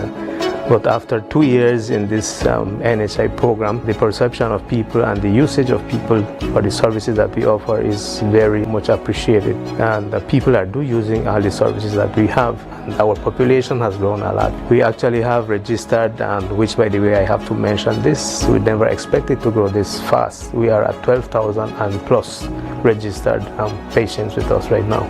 And the numbers are growing on a daily basis, I would say. For the general physicians and the specialists that include the gynecologist, the pediatrician and the internist. And now we have a nutritionist, it's $2, which is very accessible to people. And when it comes to the laboratory or the images, it's just a 10% cost that they pay for the whole service that is offered. If we have a healthy community, then I would say that the whole country itself is going to benefit from it, because a healthy community is going to be successful economically as a whole. That is my vision of the NHI. Its service, its purpose.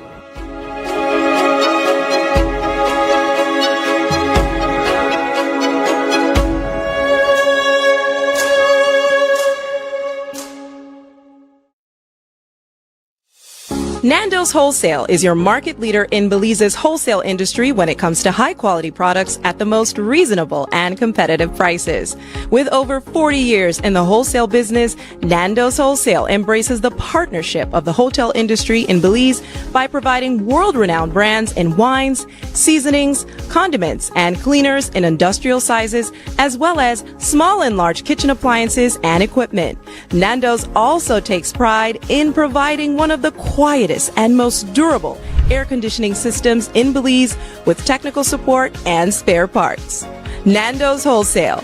Professional, reliable, effective, and prompt. Nando's Wholesale always delivers. Visit us at www.nandos.bz or send an email to nandos@nandos.bz. Or, even better yet, give us a call today at 222-500 or 280-8080 to speak to one of our sales representatives today.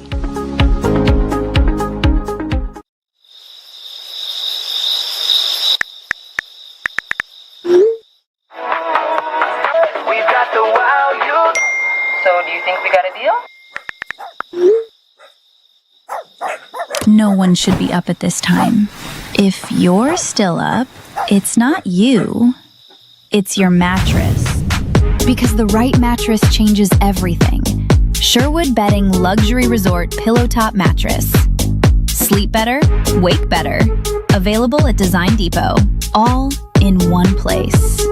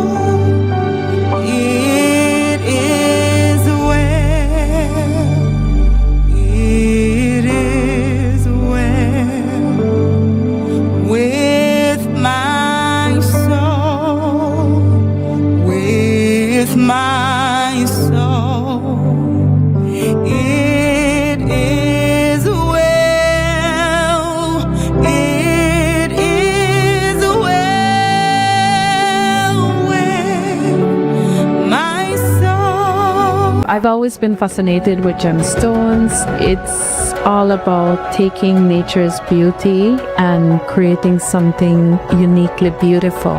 I've had inspiration from the Belize Blue Bull, the beaches, the jaguar. I've launched a new product called Co-Design with Deb, and Atlantic Bank's e-commerce system has opened the door to my international customers so I can receive payments so they can have their custom pieces shipped to them. Atlantic Bank, building the future together.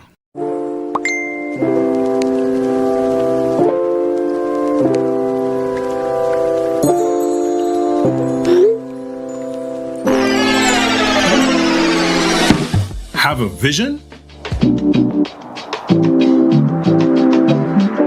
We've got what you need.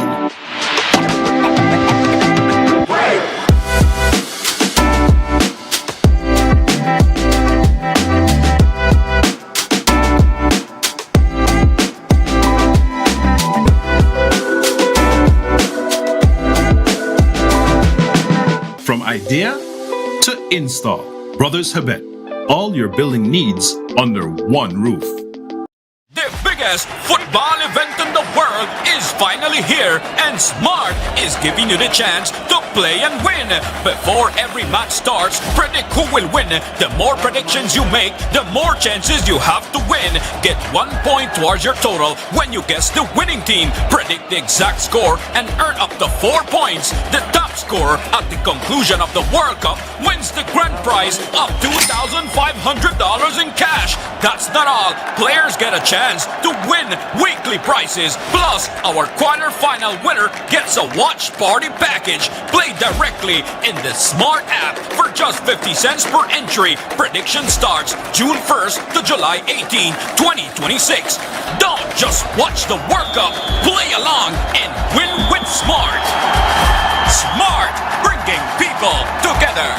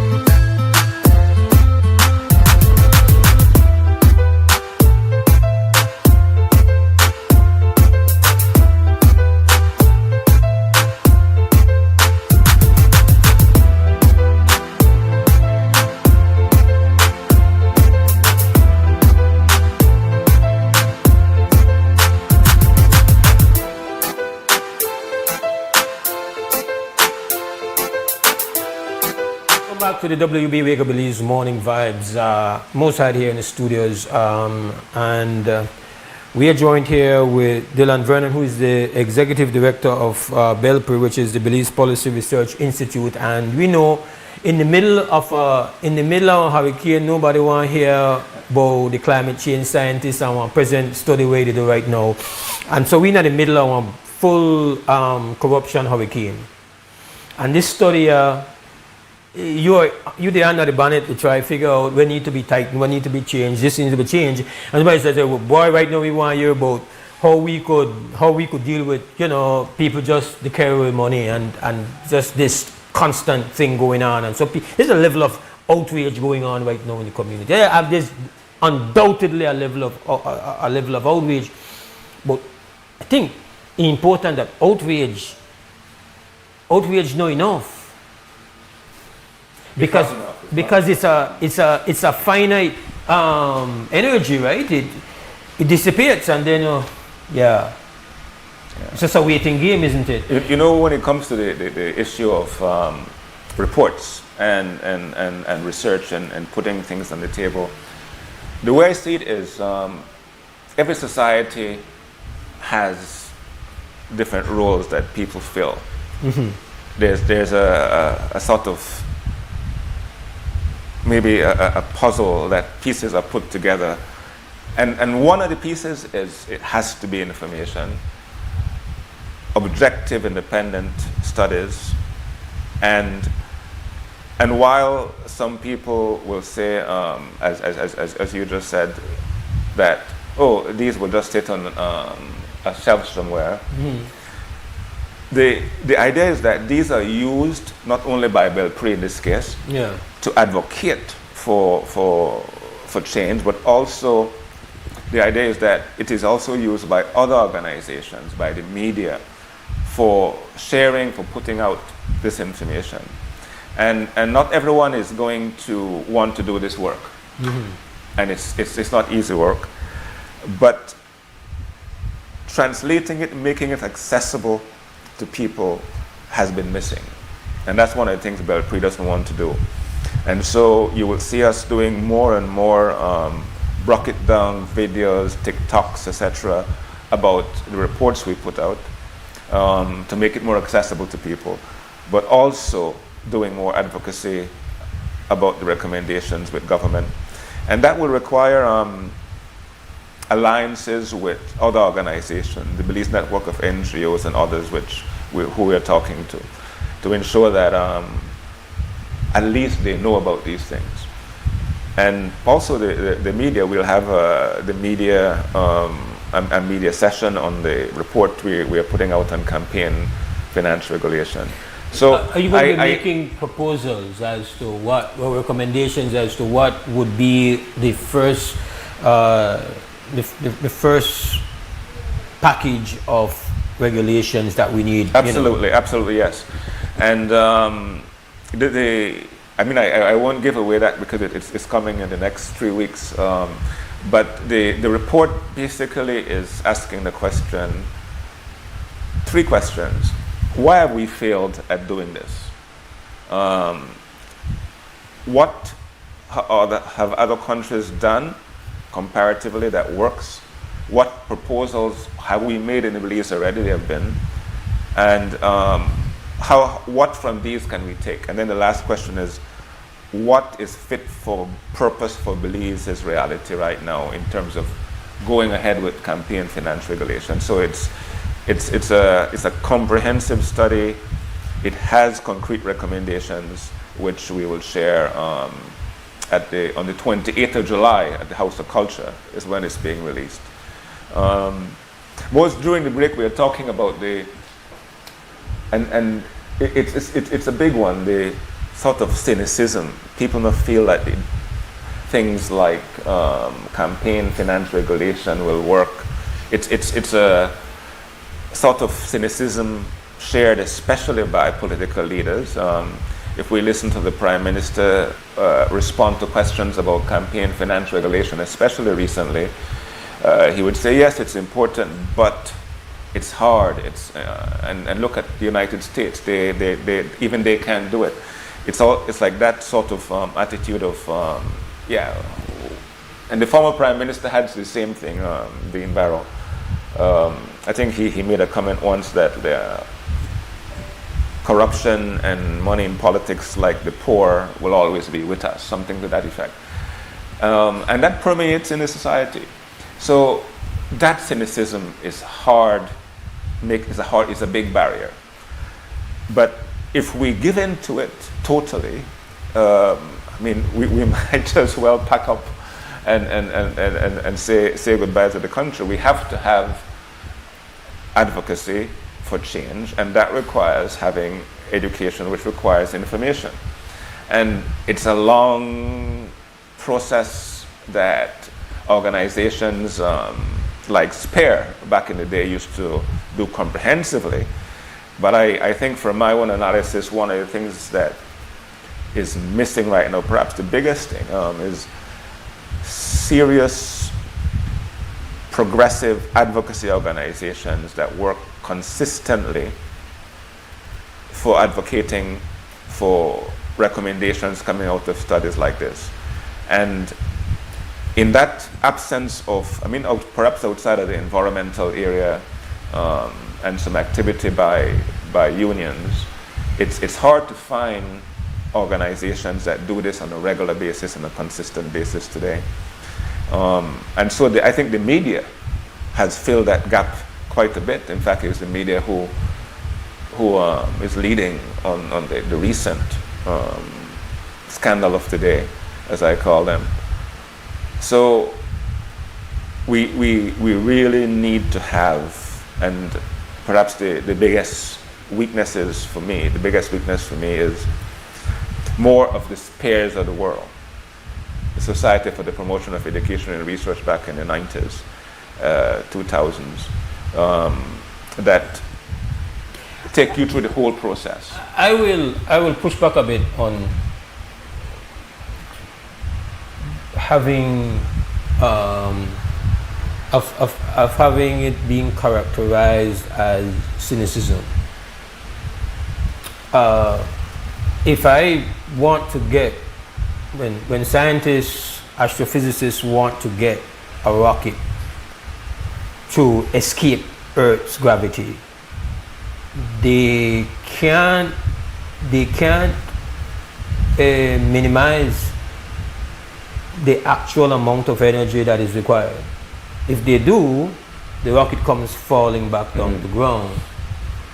I don't deem it to be cynicism to say, well, I want it to reach. That it's ideal for us to get into orbit. I want the rockets to succeed, to have enough thrust. But this is what it's going to require, because this is how strong the force is that the Earth is going to be applying on that rocket. It just happens to be just physics. We have to deal with that real. And so I don't know that it's cynicism to say, listen, this has been allowed to harden. So much people have worked this system to their benefit, and they might tell you they want a society that looks a certain way, but I don't know that they don't see the environment as a favorable way for them to secure advantage. You just wait until their tide comes in. It's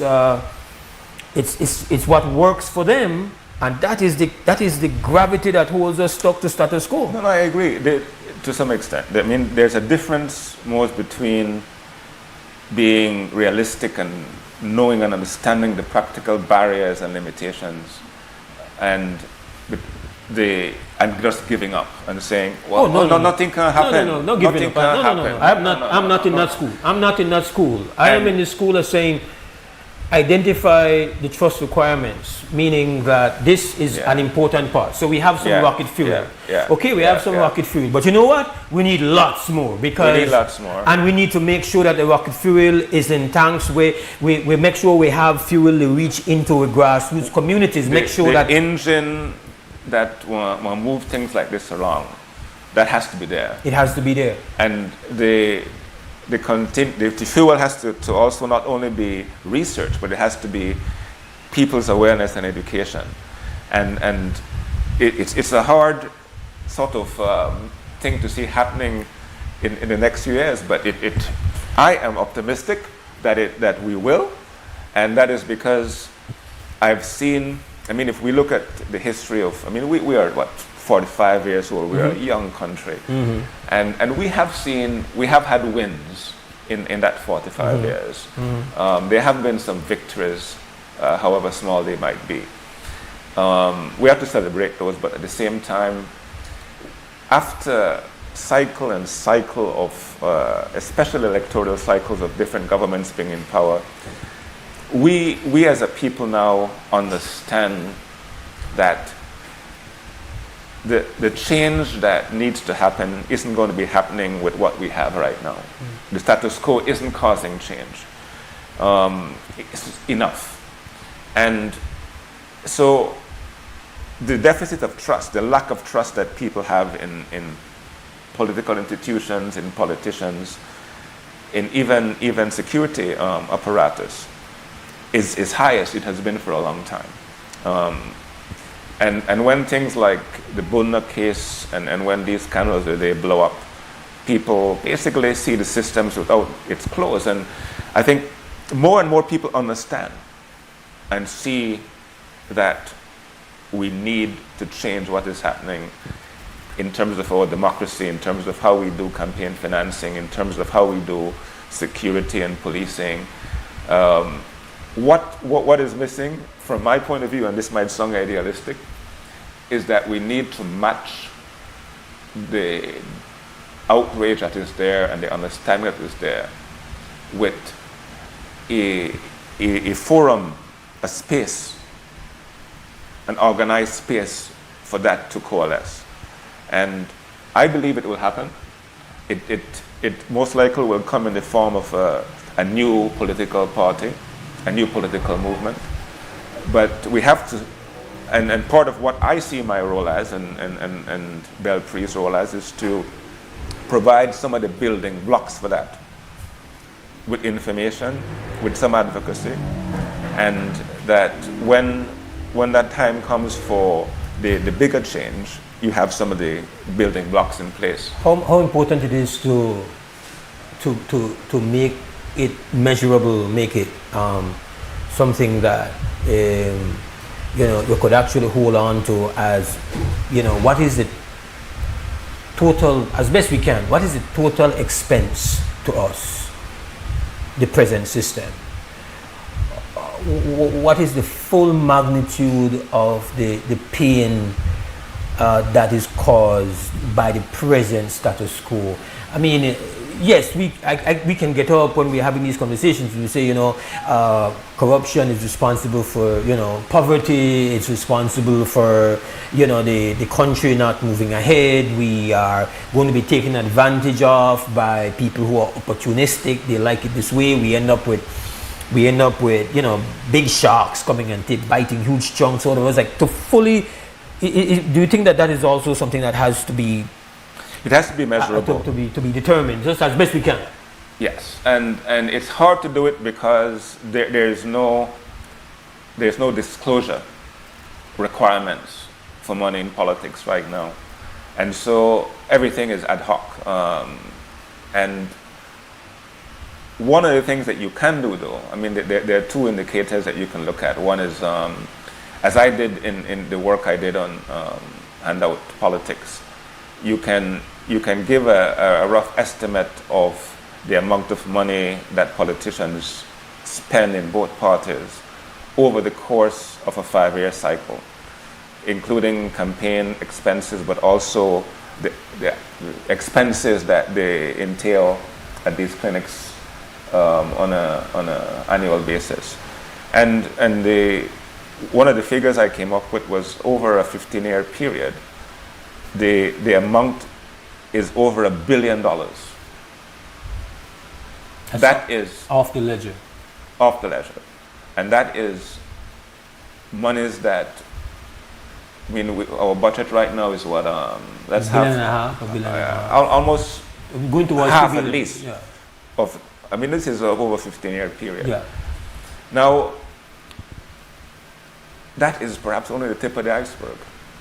Another way to measure it, and this is done by economists, is to calculate how much money would have accrued to the government if there weren't leakages in income tax, in duty-free favoritism. And there's a way they do that, and Victor Bulmer Thomas had done an estimate, and the figure escapes me right now, but it was a significant amount.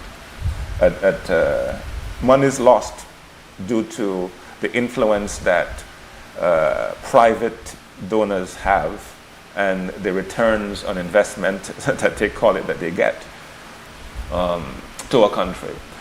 And we're talking millions of dollars over time.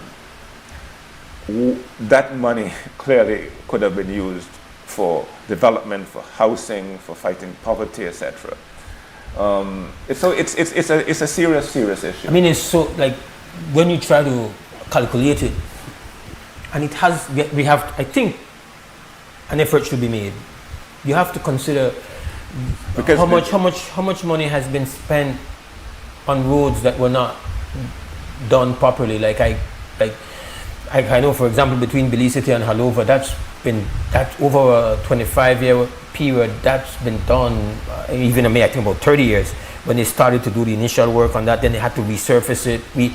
The redoing of roads, the amount that is spent on rent rather than investing in building the building so that you don't, you don't have to pay the recurrent expense over and over and over and over again for government offices, and another way how things come up. Like, there's so many ways that we are losing the full impact of taxpayers' money because of the leaking.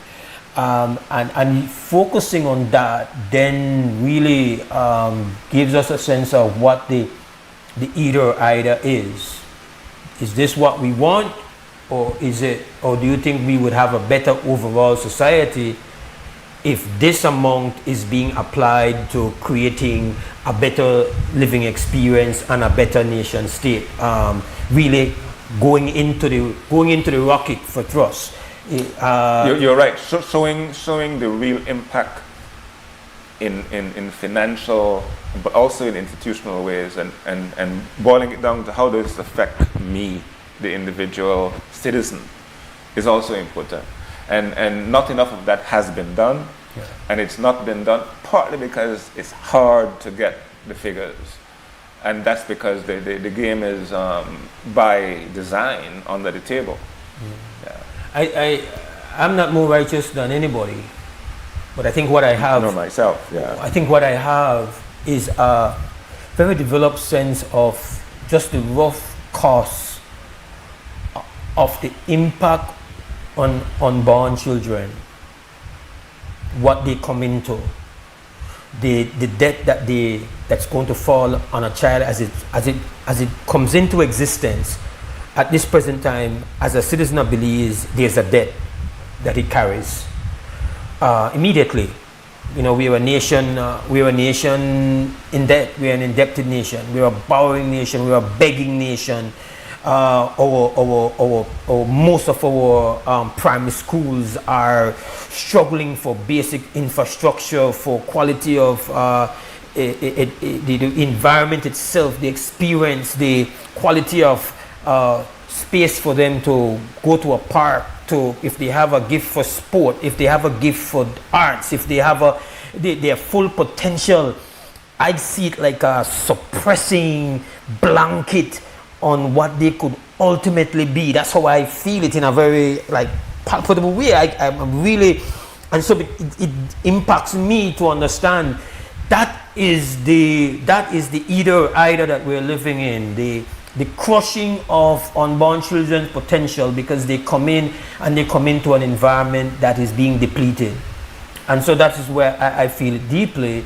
I think it's a part of the evaluation of why you don't, we spoke about where in the world are they doing much better, and so I think it's important you hit that. We're out of time to land, but you have to come back because we want to hear. We want to be fully on board in trying to get this information out. But I think that there has to be a level of aggressiveness to kind of, yes, the TikTok, the social media, that's effective, but to get down into. You're right. I'm totally. I've totally bought. I'm totally on board with that. I used to do it with Spear for 10 years, where you have to take it to the people at the community level. Mose, let me. The last thing I want to say is this, if you allow me. We have this scandal now, the BDF corruption scandal, and we've seen the same story over the past since independence, of scandals coming and going and nothing happening. And we can't expect that something will happen with this one based upon our history and what we've seen. But it's the learning moment, I think, that this is why have not why haven't we had action from all these past reports and investigations and changes of laws, and look at the bigger picture of what needs to change? And a big part of that, yes, is the long-term systemic changes that we need to have, but we also have gaps in the legislation, how things are appointed, the composition of oversight bodies. We also have legislation that does not exist, like campaign finance regulation and whistleblower legislation. And we need those also to be part of the mix. But we can't come back in the next 10 years when another party is in power and another corruption scandal happens, and we look back to this day and say, oh, the same thing that happened again. How can we break this cycle? And that is one of the things that Belpre is trying to, one of the questions Belpre is trying to answer in its report coming out on the 28th of July, breaking the regulation deadlock on campaign finance reform and money in politics. And I didn't even have time to speak about the legislative gap analysis, but we can come back to that another time. Yeah, you have to come back. Because you're doing it the 28th, so we'll have to get you back once that report is out, be able to look at it, and then we can kind of bring it together. I just thought it was important to kind of just get your voice in at this point in time, because it's, these are not opportunities to be squandered, and I hate to call it an opportunity, but when you have a shock like this take place and people are feeling this this emotion deeply, like they feel wronged, they're more open to hear. You're right. Everything. You're right. So I know you said, good timing. Why not wait? No, I felt it. You got it. We have to start it now. And then we say, to be continued. Ultimately, have to. This is important work. I rate it. I respect it. I know we have a very we academic people. We don't know, but we don't know how. we don't know if we're just into the fancy words and all of that, or if we knock somebody out. Expected. So but that doesn't mean that we have to have some kind of just cut eye at this work. This work it's an important thing, and it's like you tell me about the amount that goes in, and listen, I prefer this. I prefer the existence of Belpre than to hear that, you know what, we're going to have some consultant come in on some contract to come and do an assessment. Like, this is what we're supposed to do for self. And so I really have great regard for it, and I'm looking forward to seeing the outcome and looking forward to engaging in conversation again, Delan. Thanks, Mose. Let this be the beginning of a conversation with Belpre and our work. And next time we bring somebody, somebody. Yes. I'm not to try to disrespect you. No, we will. You're a good company and good conversation, but we need to. This forum have to be for them. Yes, I am passing the baton on through this organization. Yeah. All right. Thank you. We go to break. We'll be back.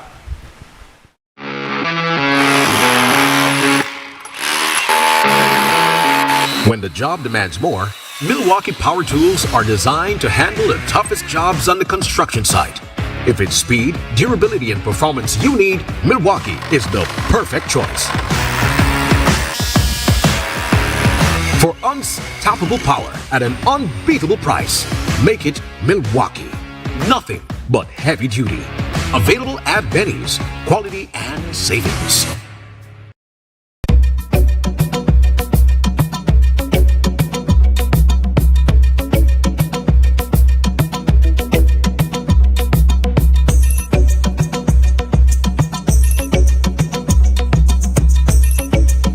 In many ways, today sets a tone for the months ahead. The theme we unveil this afternoon will become the thread that connects our celebrations across every district, across every community, and across every generation. We have different traditions, food, histories, but those differences don't divide us. Instead, they have become the story we tell together. And that story is what visitors fall in love with. Our barrier reef, ancient Maya sites, and rainforests attract visitors to our shores. But ask them what they remember most. The answer is almost always the same: the warmth of the Belizean people. Every Belizean has a story. Every Belizean has something to contribute. Every Belizean, in both ways, great and small, helped to shape this nation. Sometimes, in the rush of daily life, we forget to be grateful. But let us remember, Belize remains a nation that can celebrate many things. Look at me. I am Belize. You are Belize. We are Belize. Let us carry this pride forward. Happy 45th anniversary, Belize.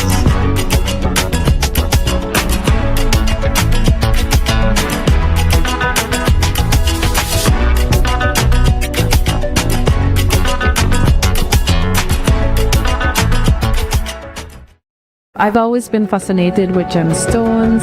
It's all about taking nature's beauty and creating something uniquely beautiful. I've had inspiration from the Belize Blue Bull, the beaches, the jaguar. I've launched a new product called Co-Design with Deb, and Atlantic Bank's e-commerce system has opened the door to my international customers so I can receive payments so they can have their custom pieces shipped to them.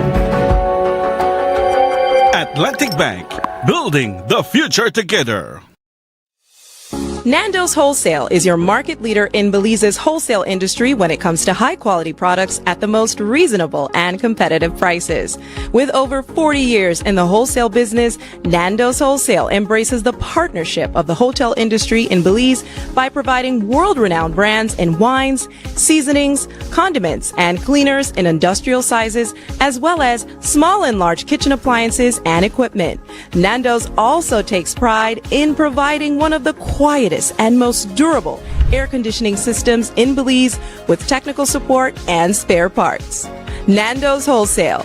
Professional, reliable, effective, and prompt. Nando's Wholesale always delivers. Visit us at www.nandos.bz or send an email to nandos@nandos.bz.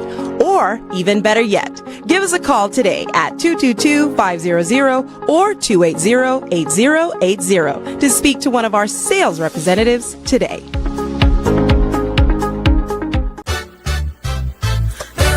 We've got the plumbing and electrical in our store. We've got the paints and the brush and light fixtures. That's for sure. We've got steel, cement, and tiles galore. And so much more. We've got everything in that store. We've got windows and doors just for you. In our store. We've got sheetrock, plywood, and hardwood too. That's for sure. Tools for gardening and the great outdoors. And so much more. We've got everything in that store. We've got variety. Everything. Quality. Everything. Quantity. Everything. And builders hardware variety. Everything. Quality. Everything. Quantity. Everything. And builders hardware. We've got the sinks and the tubs and cabinets. In our store. We've got the nuts and the bolts, so don't forget. And so much more. We've got service with a smile. That's for sure. We've got everything in that store. We've got variety. Everything. Quality. Everything. Quantity. Everything. And builders hardware variety. Everything. And quality. Everything. Quantity. Everything. And builders hardware. For builders who build with a passion and skill, go to builders hardware.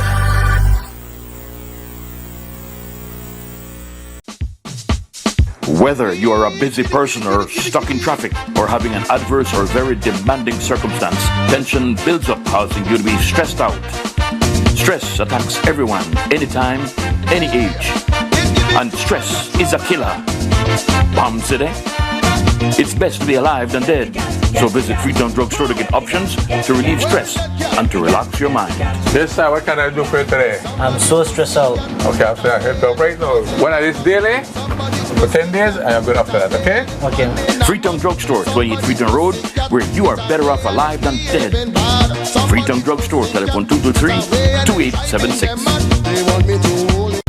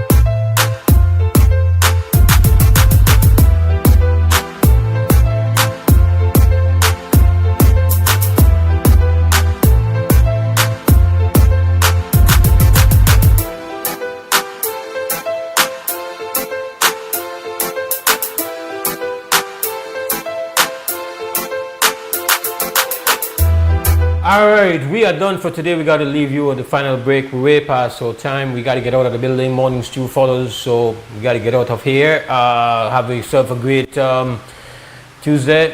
Tomorrow morning, 6:30. Wednesday, Wake Up Belize Morning Vibes. Larry G, give thanks to the team. Cliff, Director Christopher Flowers. Stand strong, stand firm. For now, we're good. El evento de fútbol más grande del mundo por fin llegó y Smart te invita a vivir toda la emoción del mundial. Antes de que empiece cada partido, predice quién se lleva la victoria. Entre más predicciones hagas, más oportunidades acumulas.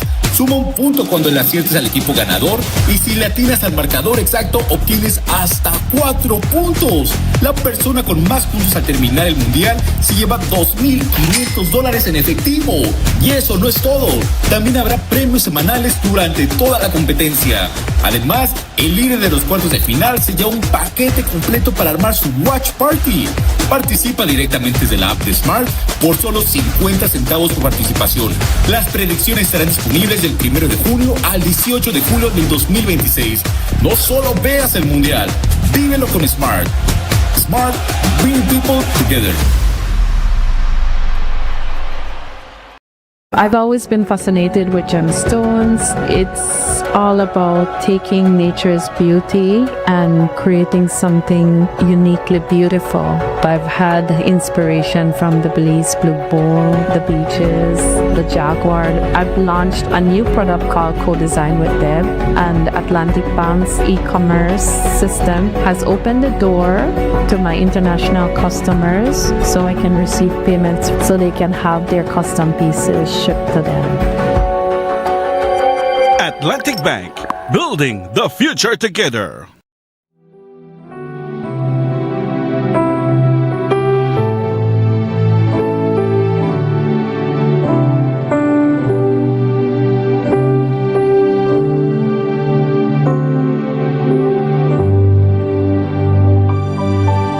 When peace like a river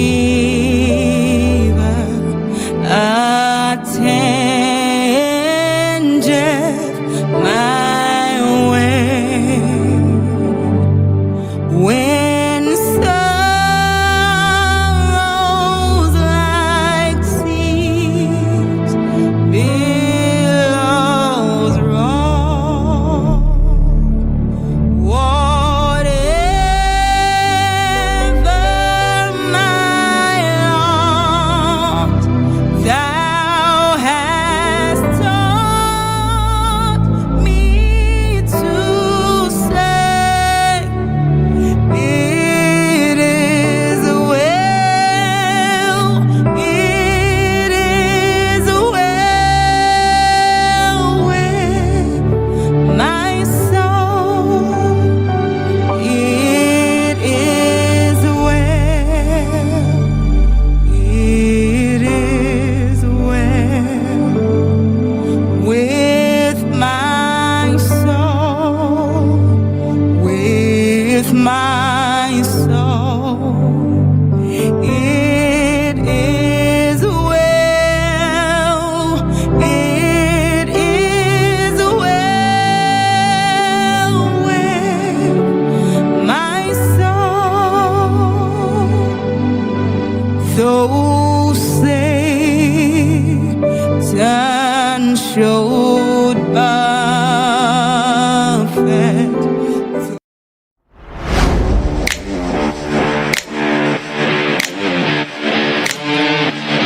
Every great job starts at Brothers Habet. With the best supplies and the right support, including free delivery on site, so you can focus on the job. Brothers Habet, working with contractors since 1983.